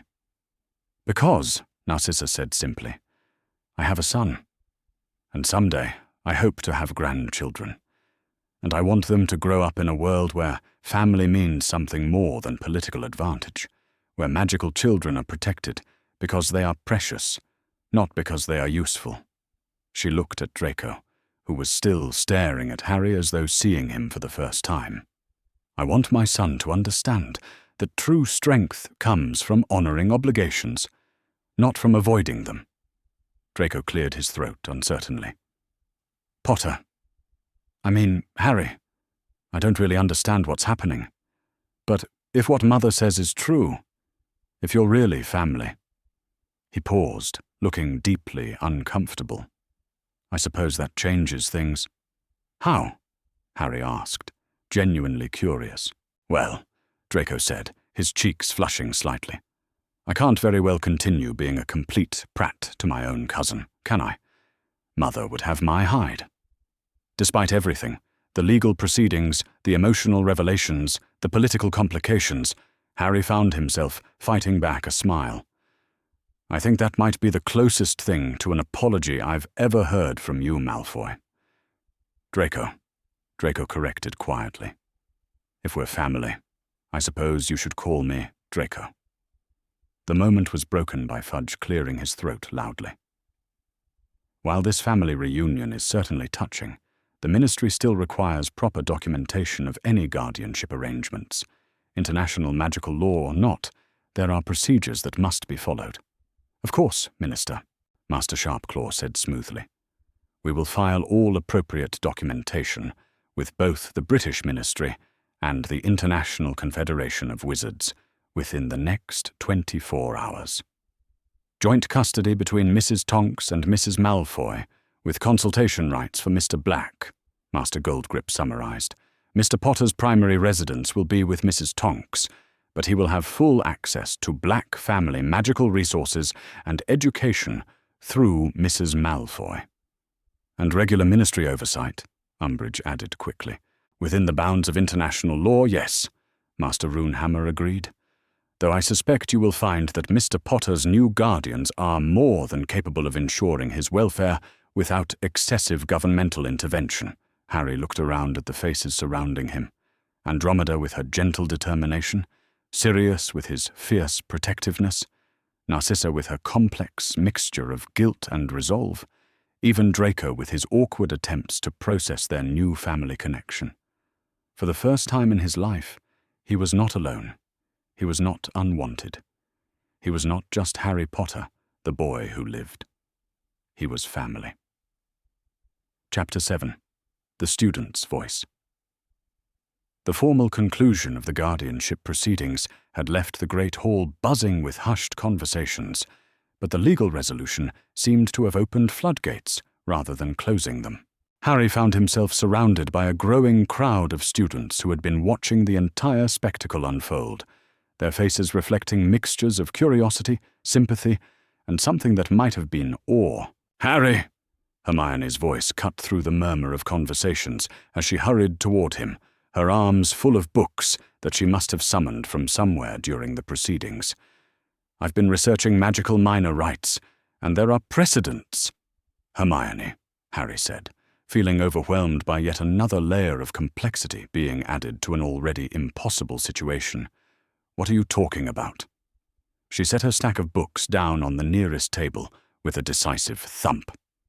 "The Wizengamot case of 1847. Pemberton versus the Ministry of Magic. A 14-year-old witch successfully petitioned for the right to choose her own guardian when her magical relatives disagreed about her placement. The court ruled that magical children over the age of 13 have the right to advocate for their own welfare in guardianship disputes." Master Sharpclaw, who had been preparing to depart with his fellow goblins, paused and turned to look at Hermione with obvious interest. "Miss Granger," Hermione said, straightening her shoulders. "Hermione Granger. And I believe Harry's voice in this matter has been somewhat overlooked." "Actually," Master Goldgrip said, consulting one of his scrolls, "Miss Granger raises an excellent point. While the guardianship challenge has been resolved based on family law and documented welfare violations, Mr. Potter's personal preferences have not been formally recorded." Harry felt a familiar twist of anxiety in his stomach. "My preferences?" "You're 15, Harry," Hermione said gently. "In the Muggle world, you'd have some say in custody arrangements. In the magical world, you have even more rights than that. The question is, what do you want?" The question hung in the air like a challenge. Harry looked around at the faces watching him. Andromeda with her careful hopefulness, Narcissa with her complex mixture of guilt and determination, Sirius with his fierce protectiveness, Dumbledore with his careful neutrality. I don't know, he admitted. This has all happened so fast. I've never had choices before. That's exactly why you should have them now, said a dreamy voice from behind him. Harry turned to see Luna Lovegood approaching their group, her pale hair floating around her shoulders and her large eyes fixed on him with that particular intensity that always made him feel as though she could see things others missed. "Luna," he said, surprised, "what are you doing here?" "I came early to help Professor Grubbly-Plank with the Thestrals," she said matter-of-factly. "But I stayed because I could feel the family magic shifting. It's quite remarkable, really, like watching constellation patterns realign themselves." Narcissa looked at Luna with sudden, sharp interest. "You can sense family magic, Miss?" "Lovegood," Luna replied serenely. "And yes, I can. It's all around Harry now, much stronger than it used to be. The bonds are finally being acknowledged properly." She tilted her head, studying Harry with that disconcerting directness. "You've been carrying broken bonds for years, Harry. It must have been quite painful." Harry felt his throat tighten unexpectedly. Yes, I suppose it was." "Well, they're not broken anymore," Luna said with satisfaction. "Though you should probably decide which ones you want to strengthen and which ones you want to let fade naturally." Before Harry could ask what she meant by that, another voice joined the conversation. "Luna's right," Neville Longbottom said, stepping forward from where he had been standing with a small group of students near the Gryffindor table. "You should get to choose, Harry." Harry blinked in surprise. Neville looked different somehow, more solid, more confident than Harry remembered from the end of fourth year. "Neville!" "I've been thinking about what they've all been saying," Neville continued, his voice growing stronger as he spoke. "About family and guardianship and who has the right to make decisions about your life. And I keep thinking about my Gran." He paused, glancing around at the assembled adults before focusing back on Harry. "Don't get me wrong, I love my Gran, and she's done her best with me since my parents. Since what happened to them. But she's never asked me what I wanted. She's never asked me if I was happy with the decisions she made about my life, my education, my future." "Neville," Professor McGonagall said gently. "That's rather different." "Is it?" Neville asked, turning to look at her with surprising directness. "Because it seems to me that all of this," he gestured broadly at the goblins, the legal documents, the assembled family members, "is about adults arguing over what's best for Harry without actually asking Harry what he thinks would be best for him." "Hear, hear!" came a pair of voices in unison from the direction of the Gryffindor table. Fred and George Weasley had stood up, identical grins on their faces, though there was something more serious than usual in their expressions. "Our young Mr. Longbottom," Fred announced, "has made an excellent point." "Indeed he has," George agreed. "All this talk of ancient family magic and ministry oversight and guardianship arrangements. But has anyone bothered to ask Harry what he actually wants? Or whether he's tired of having his life planned out for him by well-meaning adults? Because speaking as someone who's spent considerable time having his life planned out by well-meaning adults," Fred continued, his tone growing more pointed, "it gets rather tiresome after a while." Umbridge had been watching this student intervention with growing displeasure. "I hardly think children are qualified to make such important decisions about their own welfare." "Children?" George's voice rose with mock indignation. "Madam, Harry Potter has faced you-know-who 4 times and lived to tell about it. I rather think he's qualified to have an opinion about where he'd like to live." "And with whom?" Fred. She had pulled out a piece of parchment and was writing quickly. "In fact, I think Harry's fellow students should make their support official." "What are you doing now?" Harry asked, though he was beginning to suspect he already knew. "Writing a petition," Hermione said matter-of-factly, her quill scratching rapidly across the parchment. To formally support your right to have a voice in your own guardianship arrangements. She looked up at the assembled crowd of students. Who's willing to sign a statement supporting Harry's right to choose his own living arrangements? The response was immediate and overwhelming. Students from all 4 houses began moving toward Hermione's table, forming an impromptu line to sign the petition. "Brilliant," Fred said approvingly, "though perhaps we should make it clear that this isn't anti-Dumbledore so much as it is pro-Harry having basic human rights." "Quite right," George agreed. "Wouldn't want anyone to think we're staging a revolution." "Just a small rebellion," Fred clarified with a grin. "A very small rebellion," George confirmed. "Barely a rebellion at all, really. More of a firm suggestion."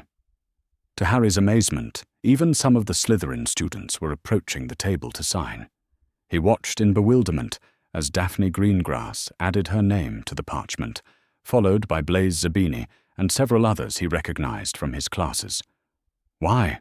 he asked, turning to look at Draco, who was standing nearby, looking deeply uncomfortable but not actively opposing what was happening. Draco shifted awkwardly. "Because," he said finally, his voice barely above a whisper, "Mother's right. About family meaning something more than political advantage. And because," he paused, his cheeks flushing slightly, "because you're family now.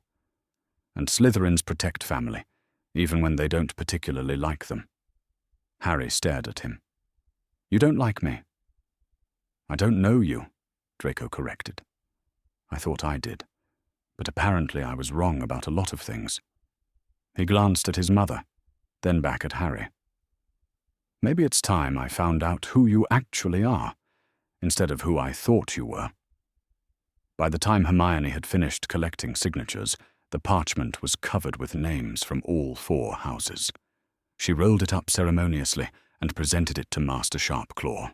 "A formal petition," she announced, supporting Harry Potter's right to choose his own guardianship arrangements, signed by 47 of his fellow students. Master Sharpclaw accepted the petition with obvious approval. "An excellent precedent, Miss Granger. Student advocacy in guardianship matters has strong legal standing." He turned to Harry, his expression serious but not unkind. "Mr. Potter, you have heard all the arguments. You have seen the evidence of your past treatment and the options for your future care. You have the support of your peers and the backing of ancient magical law. The question now is simple. What do you want?" Harry looked around the great hall one more time, at the friends who had supported him without question, at the family members who had fought for him, at the adults who had shaped his life for better and worse. For the first time in 15 years, the choice was entirely his. "I want," he said slowly, his voice growing stronger with each word, "to go home with Andromeda. I want to learn about my family, about magic, about all the things I should have known from the beginning." He looked at Narcissa. "And I want to understand what it means to be part of a magical family, even if that family is complicated." He glanced at Sirius. "I want to build a relationship with my godfather that isn't based on secrets and hiding and pretending everything is fine when it's not." Finally, he looked at Dumbledore. "And I want to be consulted before anyone makes decisions about my life again. I want to be treated like a person, not like a symbol or a problem to be managed." The silence that followed was different from the previous silences.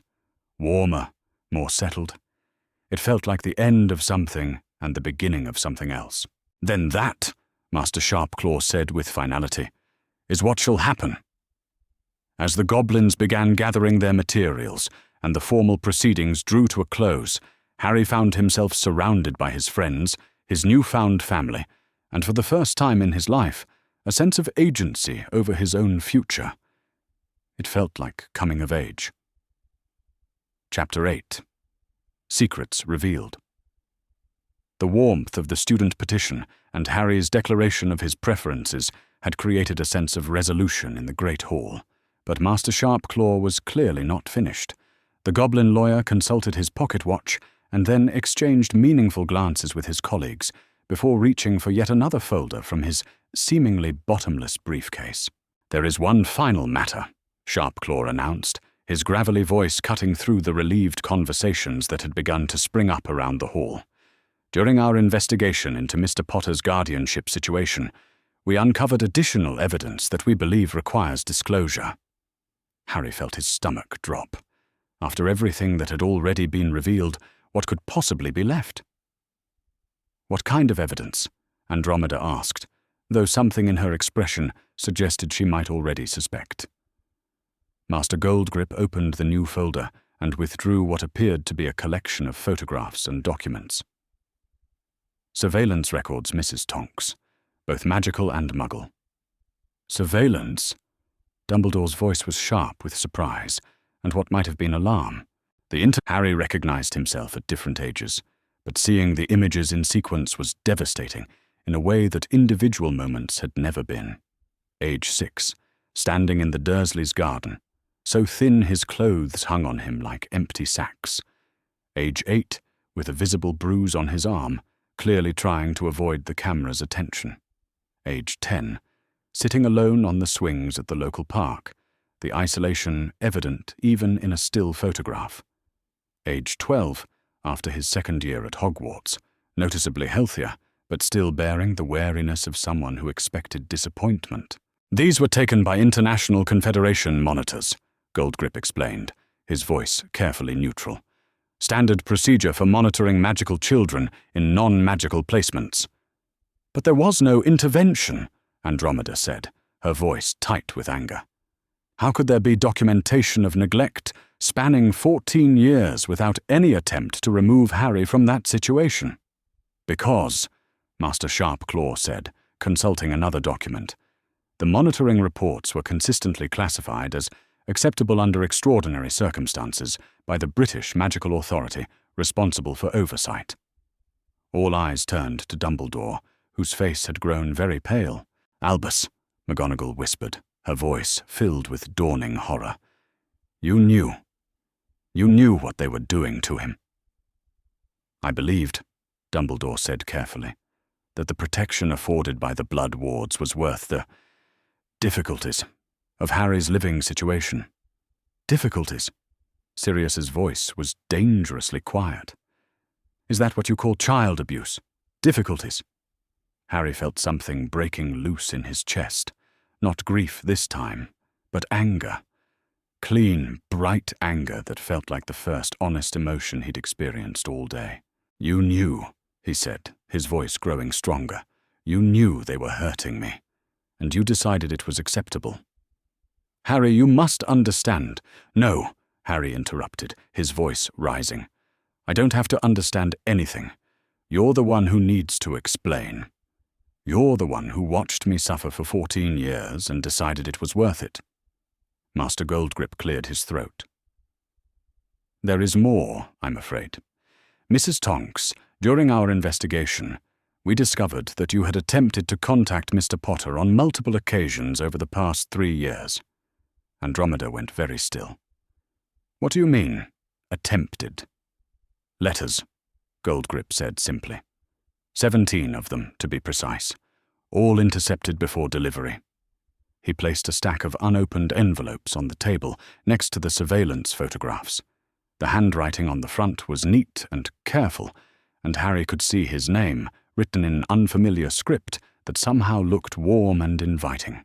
"I started writing to you after I heard about what happened at the end of your second year," Andromeda said, her voice thick with emotion. "When I realized that you were facing dangerous situations with no family support, no one to check on your welfare or provide guidance, I hoped that maybe you would want to correspond with someone who understood what it was like to be cut off from magical family." Harry picked up one of the letters with shaking hands. The envelope was addressed to him at Privet Drive in careful script, with a return address that showed Andromeda's name.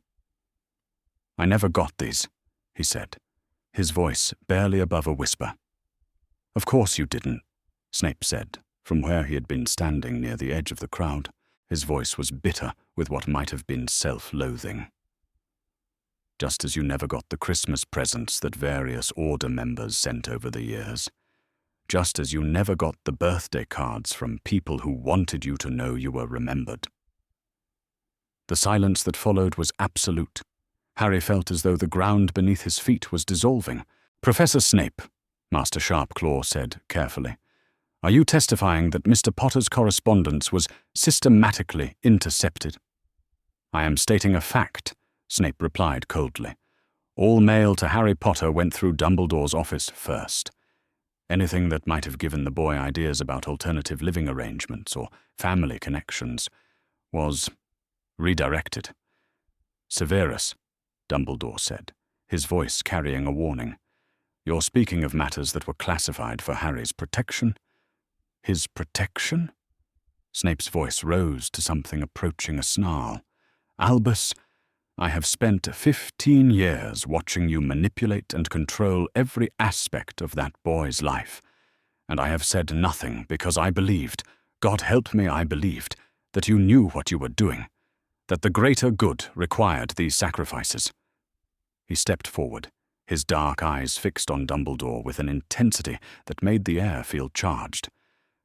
"But watching you tonight, seeing how far you were willing to go to maintain control, I finally understand what Lily would have thought of your protection." "What do you mean?" Harry asked, though he wasn't sure he wanted to know the answer. Snape turned to look at him, and for the first time in Harry's memory, the potions master's expression held no malice, only a kind of weary regret. "I mean that your mother would have burned down the wizarding world before she let anyone treat you the way you've been treated. And I have been a coward and a fool for enabling it." He reached into his robes and withdrew a small vial of clear liquid.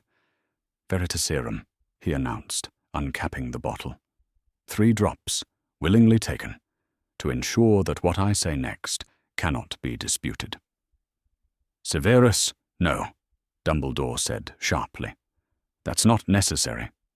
"It is entirely necessary," Snape replied, and before anyone could stop him, he had placed 3 drops of the truth serum on his tongue. The effect was almost immediate. Snape's expression grew distant and slightly unfocused, the rigid control he normally maintained over his features relaxing into something more vulnerable.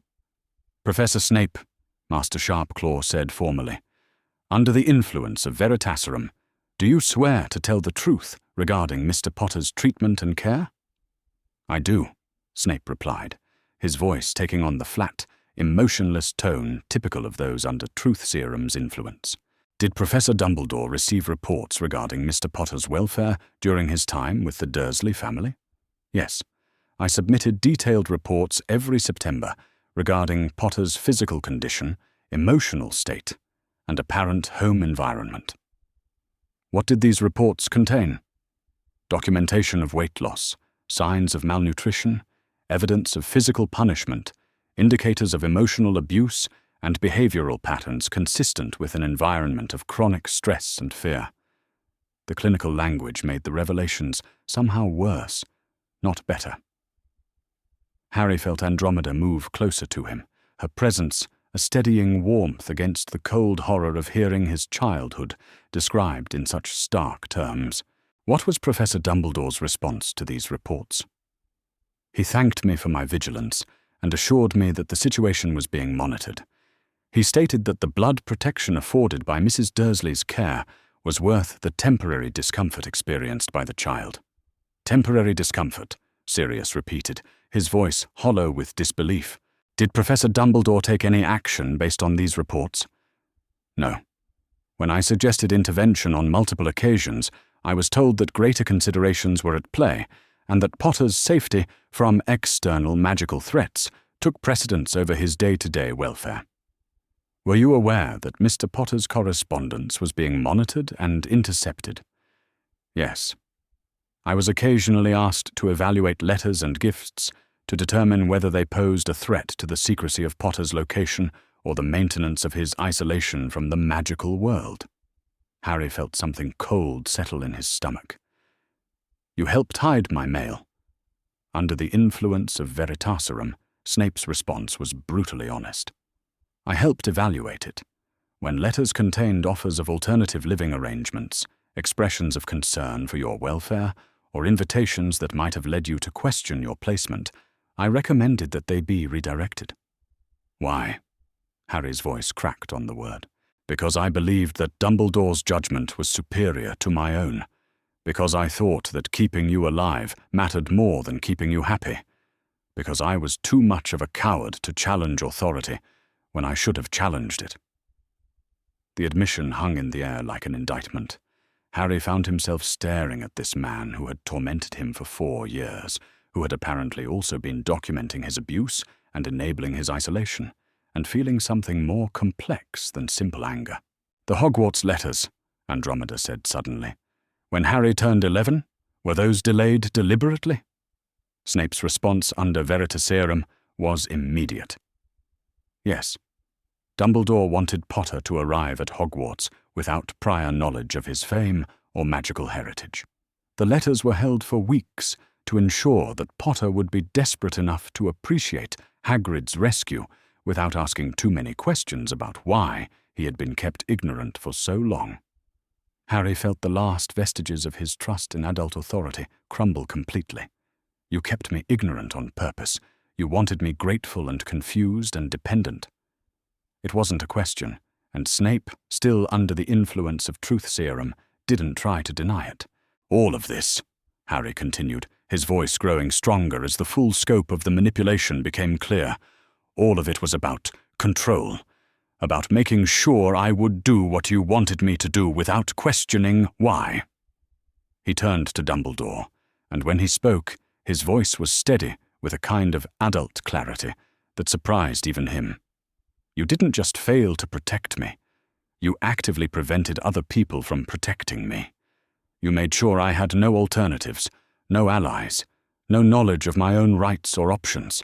You didn't just steal my childhood, you stole my agency."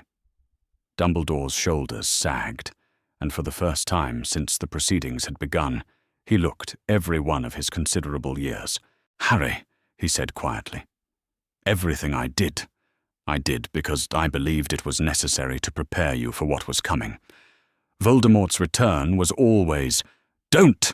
Harry said sharply. "Don't you dare use Voldemort as an excuse for this. Whatever threat he represented, it didn't require you to let people hurt me.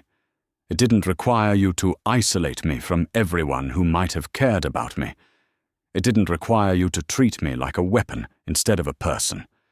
He looked around the great hall, at the faces watching this final confrontation with varying degrees of shock and sympathy. "I'm done," he said simply. "I'm done being manipulated. I'm done being managed. I'm done having my life planned out by people who think they know what's best for me without bothering to ask what I want." He turned to Andromeda, and his voice grew gentler. "I want to go home with you. I want to learn what it feels like to be wanted instead of useful. And I want everyone to understand that this is my choice, not because ancient family magic requires it, not because legal precedent demands it, but because for the first time in my life, someone is offering me the chance to choose." The silence that followed felt different from all the previous silences, not heavy with conflict or charged with tension, but settled with the weight of truth finally spoken. Dumbledore inclined his head slightly, a gesture that might have been defeat or respect or simply exhaustion. "Then that," he said quietly, "is what shall happen." For the first time in 15 years, Harry Potter was truly free to choose his own path, and he had chosen family. Chapter 9. The Goblin Judgment.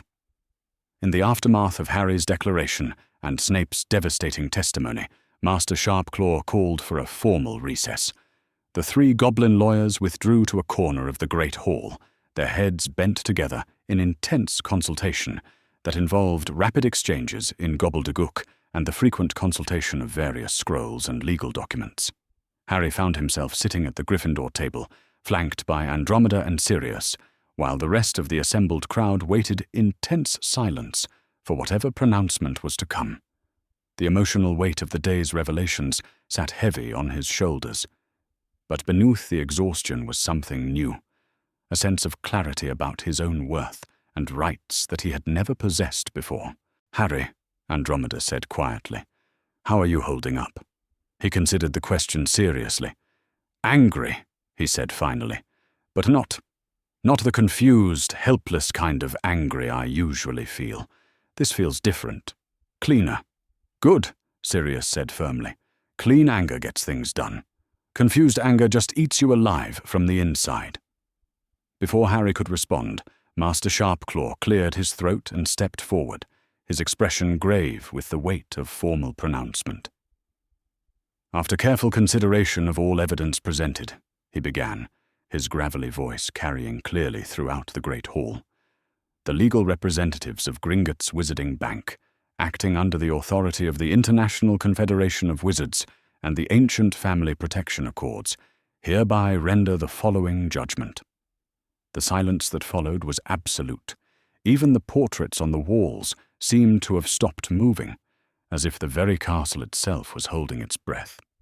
"First," Sharpclaw continued, "we find that the original placement of Harry James Potter with his Muggle relatives was conducted in violation of multiple statutes governing magical child welfare. The failure to obtain proper documentation, conduct required welfare assessments, or honor pre-existing family arrangements constitutes a systematic failure of the guardianship system."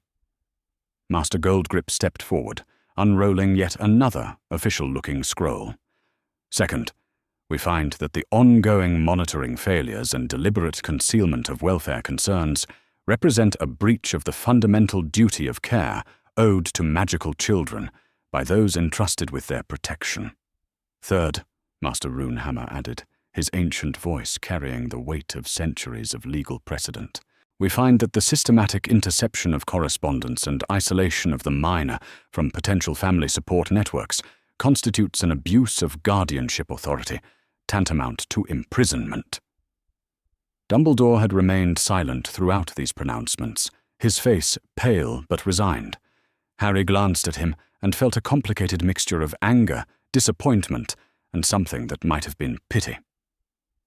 "Based on these findings," Sharpclaw continued, "Gringotts Wizarding Bank hereby establishes the following new protocols for magical child welfare, to be implemented immediately and enforced through our authority as custodians of magical family financial and legal assets."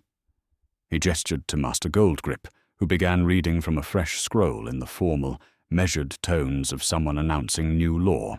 "Effective immediately, Gringotts will no longer recognize or honor guardianship arrangements that have not been properly documented through the appropriate magical child welfare authorities.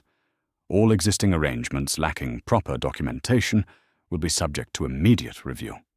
Furthermore," Goldgrip continued, "all guardianship placements involving magical children will be subject to mandatory welfare assessments conducted by qualified neutral parties every 6 months, with reports filed with both national magical authorities and the International Confederation of Wizards. Additionally," Runehammer added, "any guardianship arrangement that restricts a magical child's access to correspondence from other magical family members or prevents them from learning about their magical heritage will be considered presumptively invalid unless extraordinary circumstances can be demonstrated." Harry felt a surge of satisfaction at these announcements. Whatever had happened to him, future magical children would be protected by systems that actually worked. "Now," Sharpclaw said, his tone shifting from formal pronouncement to something more personal, "we come to the matter of Mr. Potter's financial inheritance and the management thereof." Harry blinked. "My what?" Master Goldgrip opened his briefcase once more and withdrew what appeared to be a very thick ledger bound in dragon hide. "Mr. Potter, are you aware of the extent of your inheritance from your parents?" I know I have some money at Gringotts," Harry said uncertainly. "I've been using it for school expenses and supplies." "Some money," Goldgrip repeated, and there was something that might have been amusement in his gravelly voice. "Mr. Potter, your parents left you one of the largest magical fortunes in Britain. The Potter family vault contains not only liquid assets, but also property holdings, business investments, and magical artifacts accumulated over 12 centuries of magical inheritance. Harry stared at him. 12 centuries. The Potter family is one of the oldest magical bloodlines in Britain, Runehammer explained. Your inheritance includes not only your parents' personal wealth, but also the accumulated assets of the Potter family line, stretching back to the founding of Hogwarts. He opened the ledger and turned it so Harry could see pages covered with neat Goblin script and very large numbers. The liquid assets alone would be sufficient to support you in comfort for several lifetimes, Goldgrip continued. The property holdings include the Potter family manor in Godric's Hollow, 17 smaller properties throughout magical Britain, and business interests in everything from potion ingredients to Quidditch team shares. Harry felt dizzy. But I've been living off what I thought was a small school fund. You have been living off the interest from a single minor trust account, Sharpclaw explained. Your full inheritance has been held in sealed vaults, pending your reaching the age of majority. Or, Goldgrip added meaningfully, pending the appointment of a proper legal guardian who could authorize access to additional funds for your care and education. The implication was clear. Harry should have been living in comfort, with access to the resources his parents had left to ensure his welfare, rather than struggling with the Dursleys' grudging charity. Under the new guardianship arrangement with Mrs. Tonks, Runehammer continued, you will have immediate access to appropriate funds for your living expenses, education, and general welfare. When you reach 17, you will gain full control of your inheritance. But here's what I don't understand, Harry said, his anger returning as the implications became clear. If this money was always mine, if it was meant to take care of me, why was I never told about it? Why was I allowed to think I was a burden on the Dursleys when I had the resources to take care of myself? Master Sharpclaw exchanged glances with his colleagues. An excellent question, Mr. Potter. Perhaps Professor Dumbledore could enlighten us. All eyes turned to Dumbledore, who looked older and more tired than Harry had ever seen him. I believed, Dumbledore said slowly, that knowledge of his wealth would interfere with Harry's development as a person. I feared that growing up wealthy and famous would make him arrogant and spoiled, unprepared for the challenges he would face. So you made sure he grew up abused and isolated instead, Sirius said, his voice flat with disgust. Because that was somehow better preparation? I made choices that I believed would keep him alive and humble, Dumbledore replied. I may have been wrong. You were wrong, Harry said quietly, but his voice carried a steel that made everyone in the hall take notice. You were wrong about the blood protection, wrong about what I needed to survive, wrong about what would make me strong. But most of all, you were wrong to think you had the right to make those choices for me. He stood up, feeling steadier on his feet than he had all day. Master Sharpclaw, I want to press formal charges against Vernon, Petunia, and Dudley Dursley for theft of my inheritance correspondence, and for their treatment of me over the past 14 years. The Goblin lawyer nodded approvingly. A wise decision, Mr. Potter. The theft of inheritance correspondence alone constitutes a serious magical crime.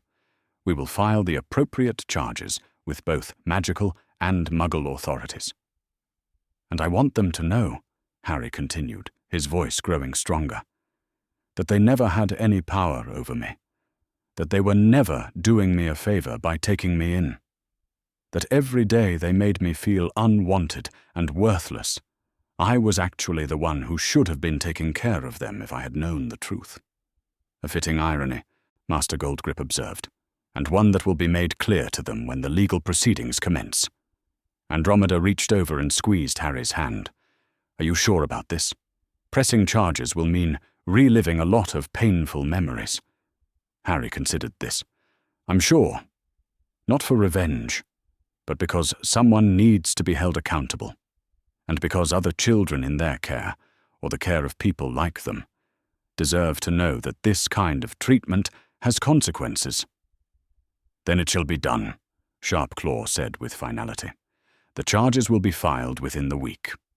He rolled up his various scrolls and returned them to his briefcase, with the air of someone concluding a successful piece of business.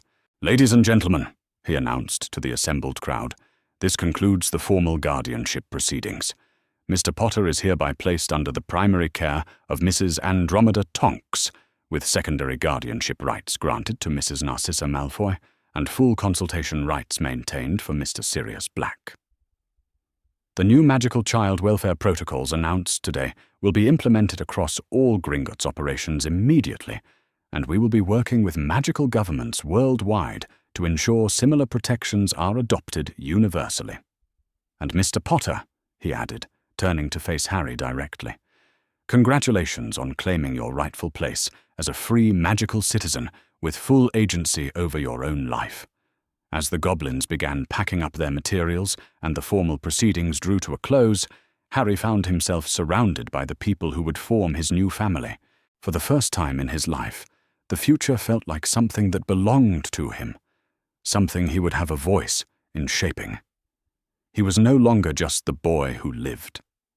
He was Harry Potter, heir to an ancient magical family, beloved godson, cherished cousin, and most importantly, a young man with the resources and support to choose his own destiny.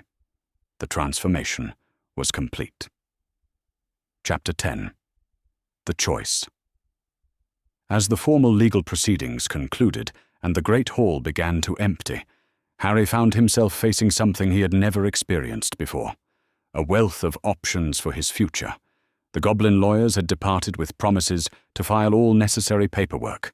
Most of the students had returned to their dormitories, and the adults were beginning to discuss practical arrangements in hushed, careful voices. "Mr. Potter," came a crisp voice from behind him. Harry turned to see a middle-aged witch in neat robes approaching their group. She carried a clipboard and wore the kind of professional smile that suggested she dealt with difficult family situations on a regular basis. "I'm Healer Matthews from the Department of Magical Child Welfare," she said, extending her hand. "I've been sent to conduct the mandatory placement interview required under the new protocols." Harry glanced at Andromeda, who nodded encouragingly. "It's just a formality, Harry, but an important one. They need to hear directly from you what you want your living situation to look like." Healer Matthews settled into a chair across from Harry, her quill poised over her clipboard. "This is entirely confidential, Mr. Potter. I'm here to ensure that your preferences are properly documented and honored. Can you tell me, in your own words, what kind of living arrangement would make you feel safest and happiest?" Harry was quiet for a moment, considering the question seriously. A week ago, he would have said he just wanted to survive until his next birthday. Now, with genuine options spread before him, the answer was more complex. "I want to be with people who actually want me there," he said finally. "Not because they have to take care of me, or because it's their duty, but because they choose to have me in their lives. And among your options, Mrs. Tonks, Mrs. Malfoy, Mr. Black, do any of them feel like that kind of choice to you?" Harry looked around at the faces nearby. Andromeda was watching him with gentle attention, no pressure in her expression. Narcissa stood near the wall in quiet conversation with Draco, but he could see her glancing over occasionally with what might have been hope. Sirius was pacing near the windows, his energy radiating concern and protective instincts. "All of them," Harry said, and the realization surprised him. "They all feel like people who want me, not just people who think they should take care of me." "That's wonderful," Healer Matthews said warmly. "And if you could design your ideal living situation, what would it look like?" Harry considered this carefully. I think I'd like to spend most of my time with Andromeda.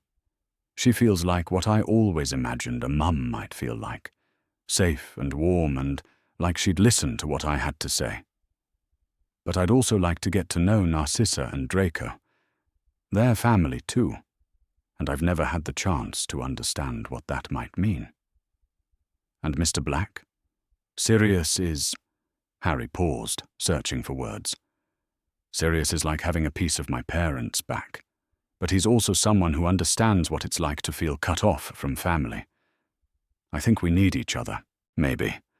Healer Matthews made careful notes. Would you be comfortable with a shared arrangement?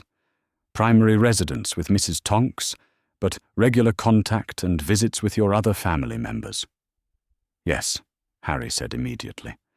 I don't want to have to choose between them. I've spent my whole life having no family, and now I have more family than I know what to do with. Why should I have to pick just one? After Healer Matthews had finished her interview and left with promises to file a formal recommendation, Harry found himself walking the grounds of Hogwarts with Sirius as the sun began to set over the castle. 15 years, Sirius said suddenly, his voice rough with emotion. 15 years I missed of your life. 15 years I could have been your godfather instead of just a name on a piece of parchment. Harry was quiet for a moment, walking beside this man who was both familiar and strange, the godfather he had always longed for, and the broken person who was still healing from his own traumas. I used to imagine what you were like, Harry said finally, when I was little, before I knew you existed. I used to imagine I had an uncle somewhere who would come and rescue me, someone who would want me around for Christmas and birthdays and just ordinary days. Harry, Sirius's voice cracked slightly. I want to be that person for you. I want to be the godfather I should have been all along. But I need you to know I'm not entirely whole yet. Azkaban took pieces of me that I'm still trying to find again. That's okay, Harry said, surprised by how much he meant it. I'm not entirely whole either. Maybe we can figure it out together.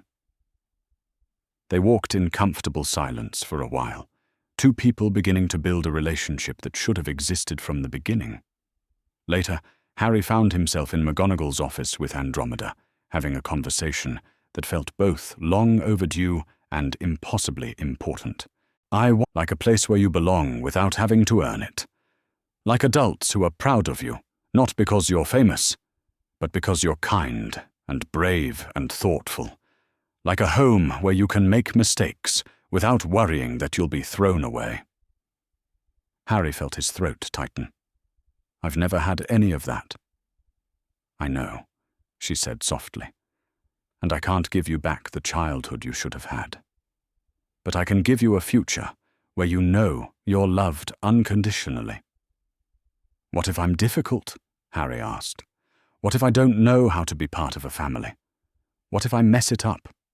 Andromeda smiled, and it was the warmest expression Harry had ever seen directed at him. Then we'll figure it out together. That's what families do, Harry. They muddle through and make mistakes and forgive each other and try again. As the evening grew later, Harry found himself in an unprecedented position, surrounded by adults who were asking him what he wanted instead of telling him what was best for him. I've been thinking, he said to the group assembled in McGonagall's office, Andromeda, Sirius, Narcissa, and even Professor McGonagall herself, about how this could work. He took a deep breath, feeling the weight of making his first truly independent decision about his life. I want to live with Andromeda primarily. I want that to be home. But I want to spend time with Sirius too. Maybe weekends or holidays. And I'd like to get to know Narcissa and Draco better. Maybe have dinner sometimes or, I don't know, whatever families do together. What about the Weasleys? McGonagall asked gently. They've been quite concerned about you. Harry smiled. I want them to be part of this too, if they'll have me. Not as guardians, but as family friends. I want to keep the relationships I've built, not replace them. A family council, Narcissa suggested thoughtfully. A network of people who care about Harry's welfare and can provide different kinds of support as needed. I like that, Harry said. It feels bigger than just one family taking responsibility for me. It feels like choosing to belong to something instead of just being assigned to it. Sirius grinned, and for a moment he looked like the young man he might have been if his life hadn't been derailed by war and imprisonment. A family council it is then, with you at the center, making decisions about your own life. There was a soft knock at the door, and Dumbledore entered quietly. He looked older than Harry had ever seen him, but there was a kind of peaceful resignation in his expression. "I wanted to speak with you all before you left," he said, settling into a chair with obvious weariness, "to formally tender my resignation as Harry's magical guardian." The silence that followed was not uncomfortable, but it was significant. "Professor," Harry said carefully, "I'm angry with you. I'm going to be angry with you for a long time. But I don't hate you. I think you genuinely believed you were doing what was best for me." "I did," Dumbledore said quietly, "though I understand now that believing something is best and actually knowing what is best are very different things. The new arrangement," he continued, "seems far more suited to your actual needs than anything I provided. You'll have love, support, choice, and the freedom to make mistakes and learn from them. That's what I should have given you from the beginning." Harry nodded, feeling something settle in his chest. Not forgiveness exactly, but perhaps the beginning of a path toward it. "Will you still be my headmaster?" he asked. "If you can separate those roles in your mind, then yes. But Harry, you never have to trust me with your personal welfare again. That's no longer my responsibility, and frankly, I've proven unworthy of it." As they prepared to leave Hogwarts that evening, Harry found himself standing in the Great Hall one last time, looking around at the place that had been his first real home. "It'll still be here when you come back," Andromeda said gently, joining him by the Gryffindor table. "This place will always be yours, Harry. But now you'll have somewhere else that's yours too." Harry picked up his trunk, the same battered case he'd brought to Hogwarts 4 years ago, but somehow it felt lighter now. "Are you ready?" she asked. Harry looked around one more time, at Sirius, who was talking animatedly with McGonagall about arrangements for weekend visits, at Narcissa, who was patiently explaining to Draco why he needed to write a proper letter of introduction to his cousin, at the castle that had taught him what home could feel like. "Yes," he said, and for the first time in his life, he meant it completely. "I'm ready to go home." For the first time in 15 years, Harry Potter was going home to people who wanted him there. Chapter 11. New Foundations. 3 weeks later. Harry woke to the smell of bacon and the sound of quiet conversation drifting up from the kitchen below. For a moment, he lay still in the unfamiliar bed, watching sunlight filter through curtains that Andromeda had let him choose himself.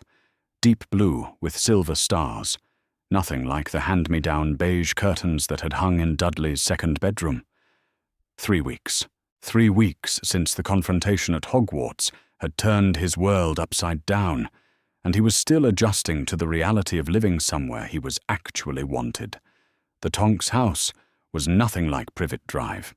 It was older, smaller, filled with comfortable mismatched furniture and photographs of people who looked genuinely happy to be together. Magic was woven into every aspect of daily life here. Self-stirring teacups, plants that hummed when they needed watering, and a grandfather clock that chimed different melodies depending on the weather. More importantly, it was a place where Harry's presence felt natural rather than tolerated. "Harry," Andromeda's voice called softly from downstairs. "Breakfast is ready when you are, love." Love. Harry was still getting used to casual endearments, still fighting the instinct to flinch when adults used affectionate tones with him. But Andromeda never seemed to mind his awkwardness, never made him feel like his emotional reactions were wrong or inconvenient. He dressed quickly and made his way downstairs, where he found Andromeda bustling around the kitchen, while Ted sat at the table reading the Daily Prophet and making occasional commentary about the ministry's latest incompetence. "Morning, Harry," Ted said, looking up with the kind of smile that made Harry feel included rather than scrutinized. "Sleep well?" "Yes, thank you," Harry replied, settling into what had become his customary chair. It still felt strange to have a customary chair, a place that was specifically his in a household where he belonged. "Healer Morrison wants to see you this afternoon," Andromeda said, setting a plate of eggs and bacon in front of him. "But this morning is yours to do with as you please." Harry nodded, cutting into his eggs. Healer Morrison was the trauma counselor that Andromeda had found for him, a witch who specialized in helping magical children recover from abuse and neglect. The sessions were difficult, often leaving Harry emotionally drained, but he was beginning to understand that the difficulty meant progress. "Actually," he said, surprising himself with his own initiative, "I was wondering if we could work in the garden together. You mentioned yesterday that the autumn plantings needed attention." Andromeda's face lit up. "I'd love that. Gardening is much more enjoyable with company." It was a small thing, but Harry had learned that small things mattered in this house. His preferences were asked about and honored. His company was desired rather than endured. His help was welcomed rather than criticized. They spent the morning in the garden behind the house, Andromeda teaching Harry about magical plants and their properties, while they worked side by side in comfortable silence.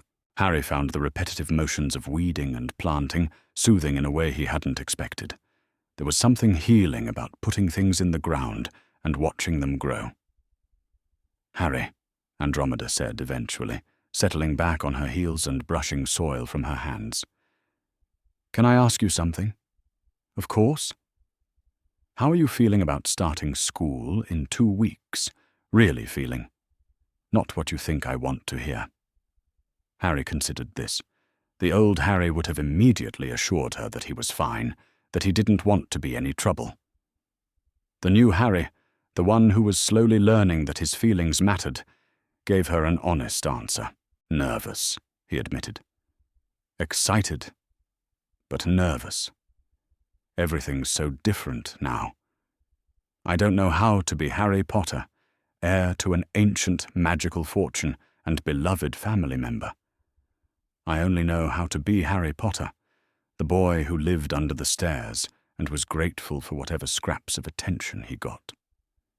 "That's understandable," Andromeda said gently. "Identity isn't something you change overnight. But Harry, you don't have to be anyone other than who you are. The money, the family connections, the legal protections, those are just tools to help you become whoever you want to be." "What if I don't know who I want to be?" "Then you have time to figure it out. That's what being 15 is for." That afternoon, Harry sat in Healer Morrison's office, a comfortable room filled with soft chairs and warm colors that somehow made difficult conversations feel safer. "You've mentioned several times that you struggle with accepting help," Healer Morrison was saying, her voice gentle but direct. "Can you tell me more about that?" Harry shifted in his chair, still uncomfortable with the idea that his thoughts and feelings were worth professional attention. "I suppose. I learned that asking for help meant admitting weakness, and weak people got hurt more. And now I live with people who offer help before I ask for it. People who seem genuinely disappointed if I don't let them take care of me." He paused, working through the complexity of his emotions. "It's wonderful and terrifying at the same time." "Why terrifying?" "Because what if I get used to it, and then it goes away? What if I do something wrong, and they decide I'm not worth the trouble after all?" Healer Morrison made a note on her pad. "Harry, do you think Andromeda and Ted's care for you is conditional on your behavior?" "Logically, no. But logically and emotionally aren't always the same thing. No, they're not. And it's going to take time for your emotions to catch up with what your logic knows. That's normal for someone with your history." When Harry returned home that evening, he found an unexpected scene in the sitting room. Andromeda was holding a baby, no more than a few months old, while Ted hovered nearby with the kind of nervous energy that suggested new parenthood. "Harry," Andromeda called when she saw him, "come meet your cousin." Harry approached slowly, still awkward around babies, but curious despite himself. The child was small and pink, with a tuft of bright blue hair that was already shifting to green as Harry watched. "This is Teddy," Andromeda said, her voice soft with affection. "Edward Remus Lupin. Nymphadora and Remus asked us to watch him while they're at an order meeting." Harry stared. "Lupin had a baby?" 3 months ago," Ted said proudly. "And before you ask, yes, the hair color changes are entirely normal for a metamorph magus infant. He's already shown signs of being able to change his features as well." Harry carefully sat down next to Andromeda, studying the baby's face. Teddy was awake and alert, his dark eyes seeming to focus on Harry with unusual intensity for such a young child.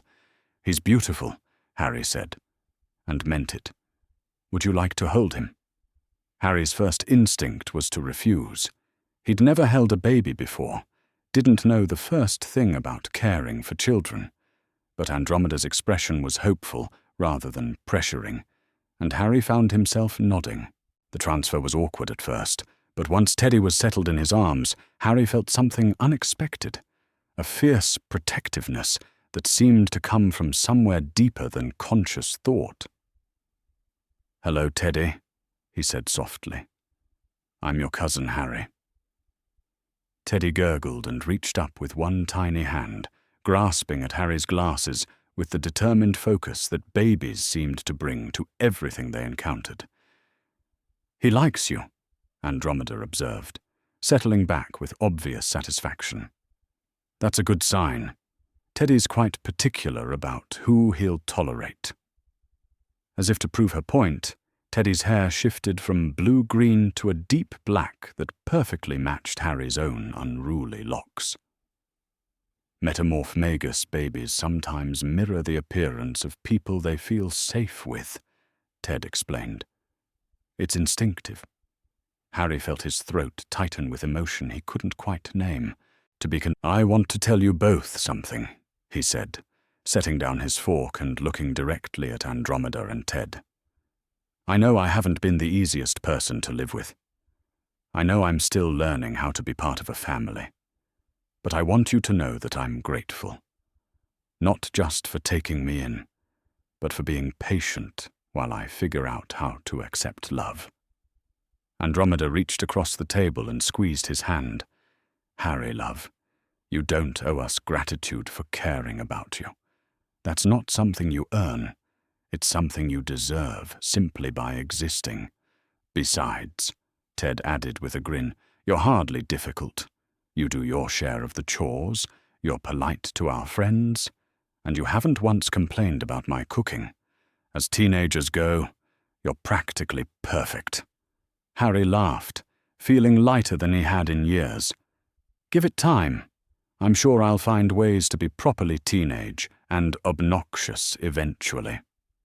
"We look forward to it," Andromeda said firmly. "Normal teenage rebellion will be a sign that you feel safe enough to test boundaries.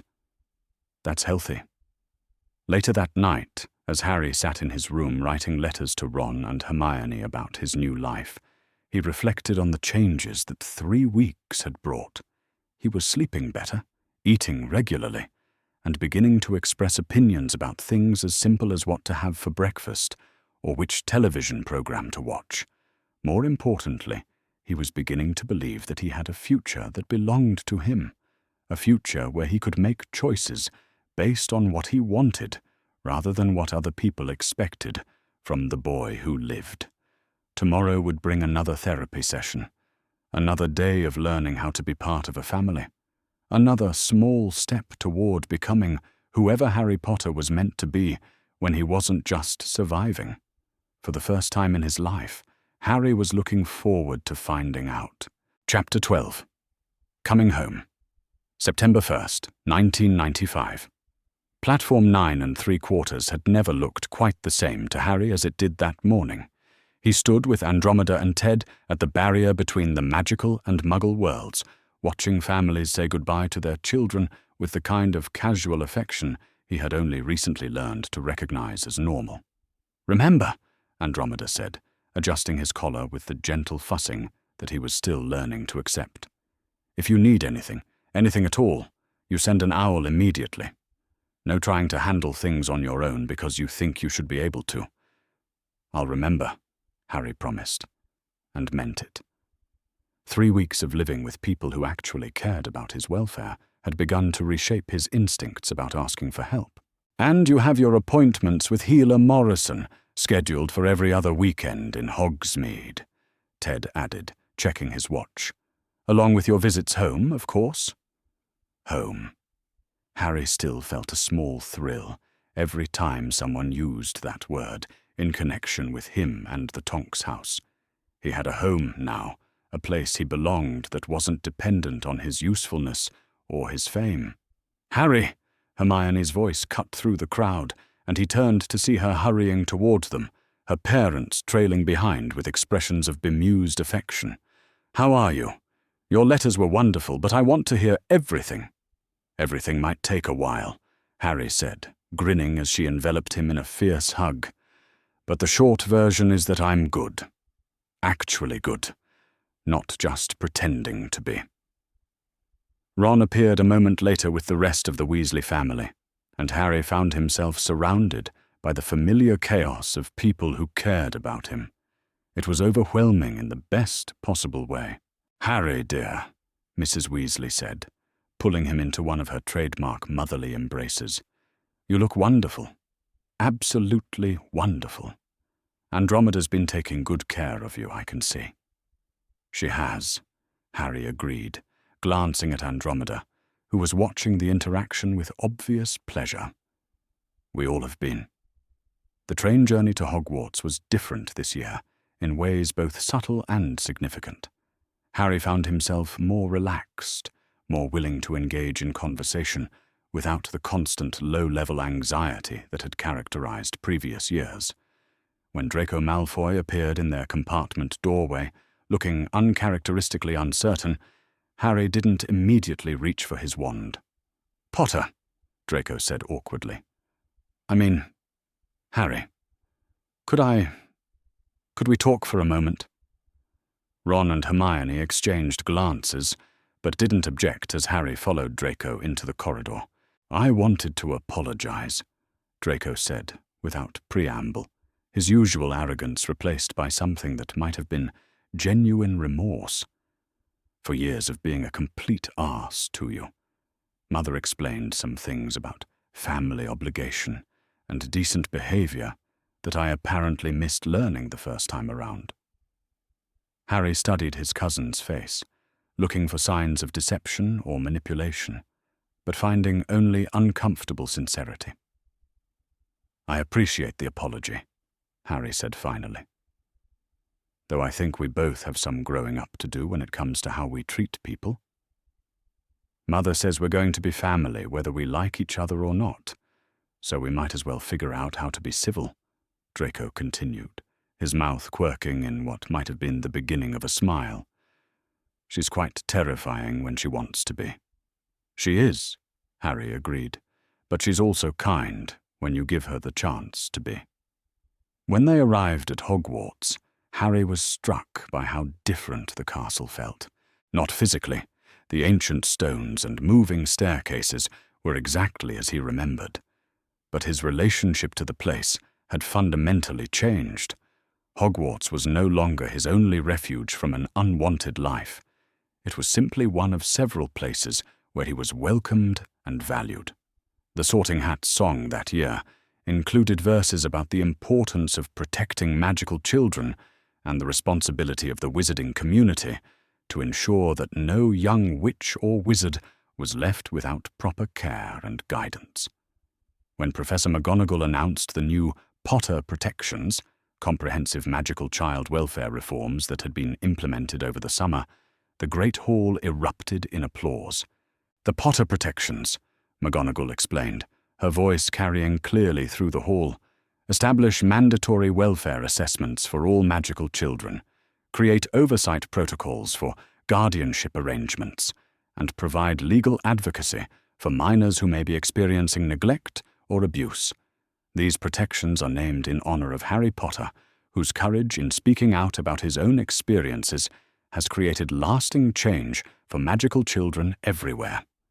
Harry felt his cheeks flush as hundreds of pairs of eyes turned toward him. But for the first time, the attention didn't feel suffocating. It felt meaningful. Over the following weeks, Harry began to see the concrete effects of the changes that had stemmed from his case. A third-year Hufflepuff who had been struggling with an abusive magical guardian was quietly transferred to the care of relatives who actually wanted her.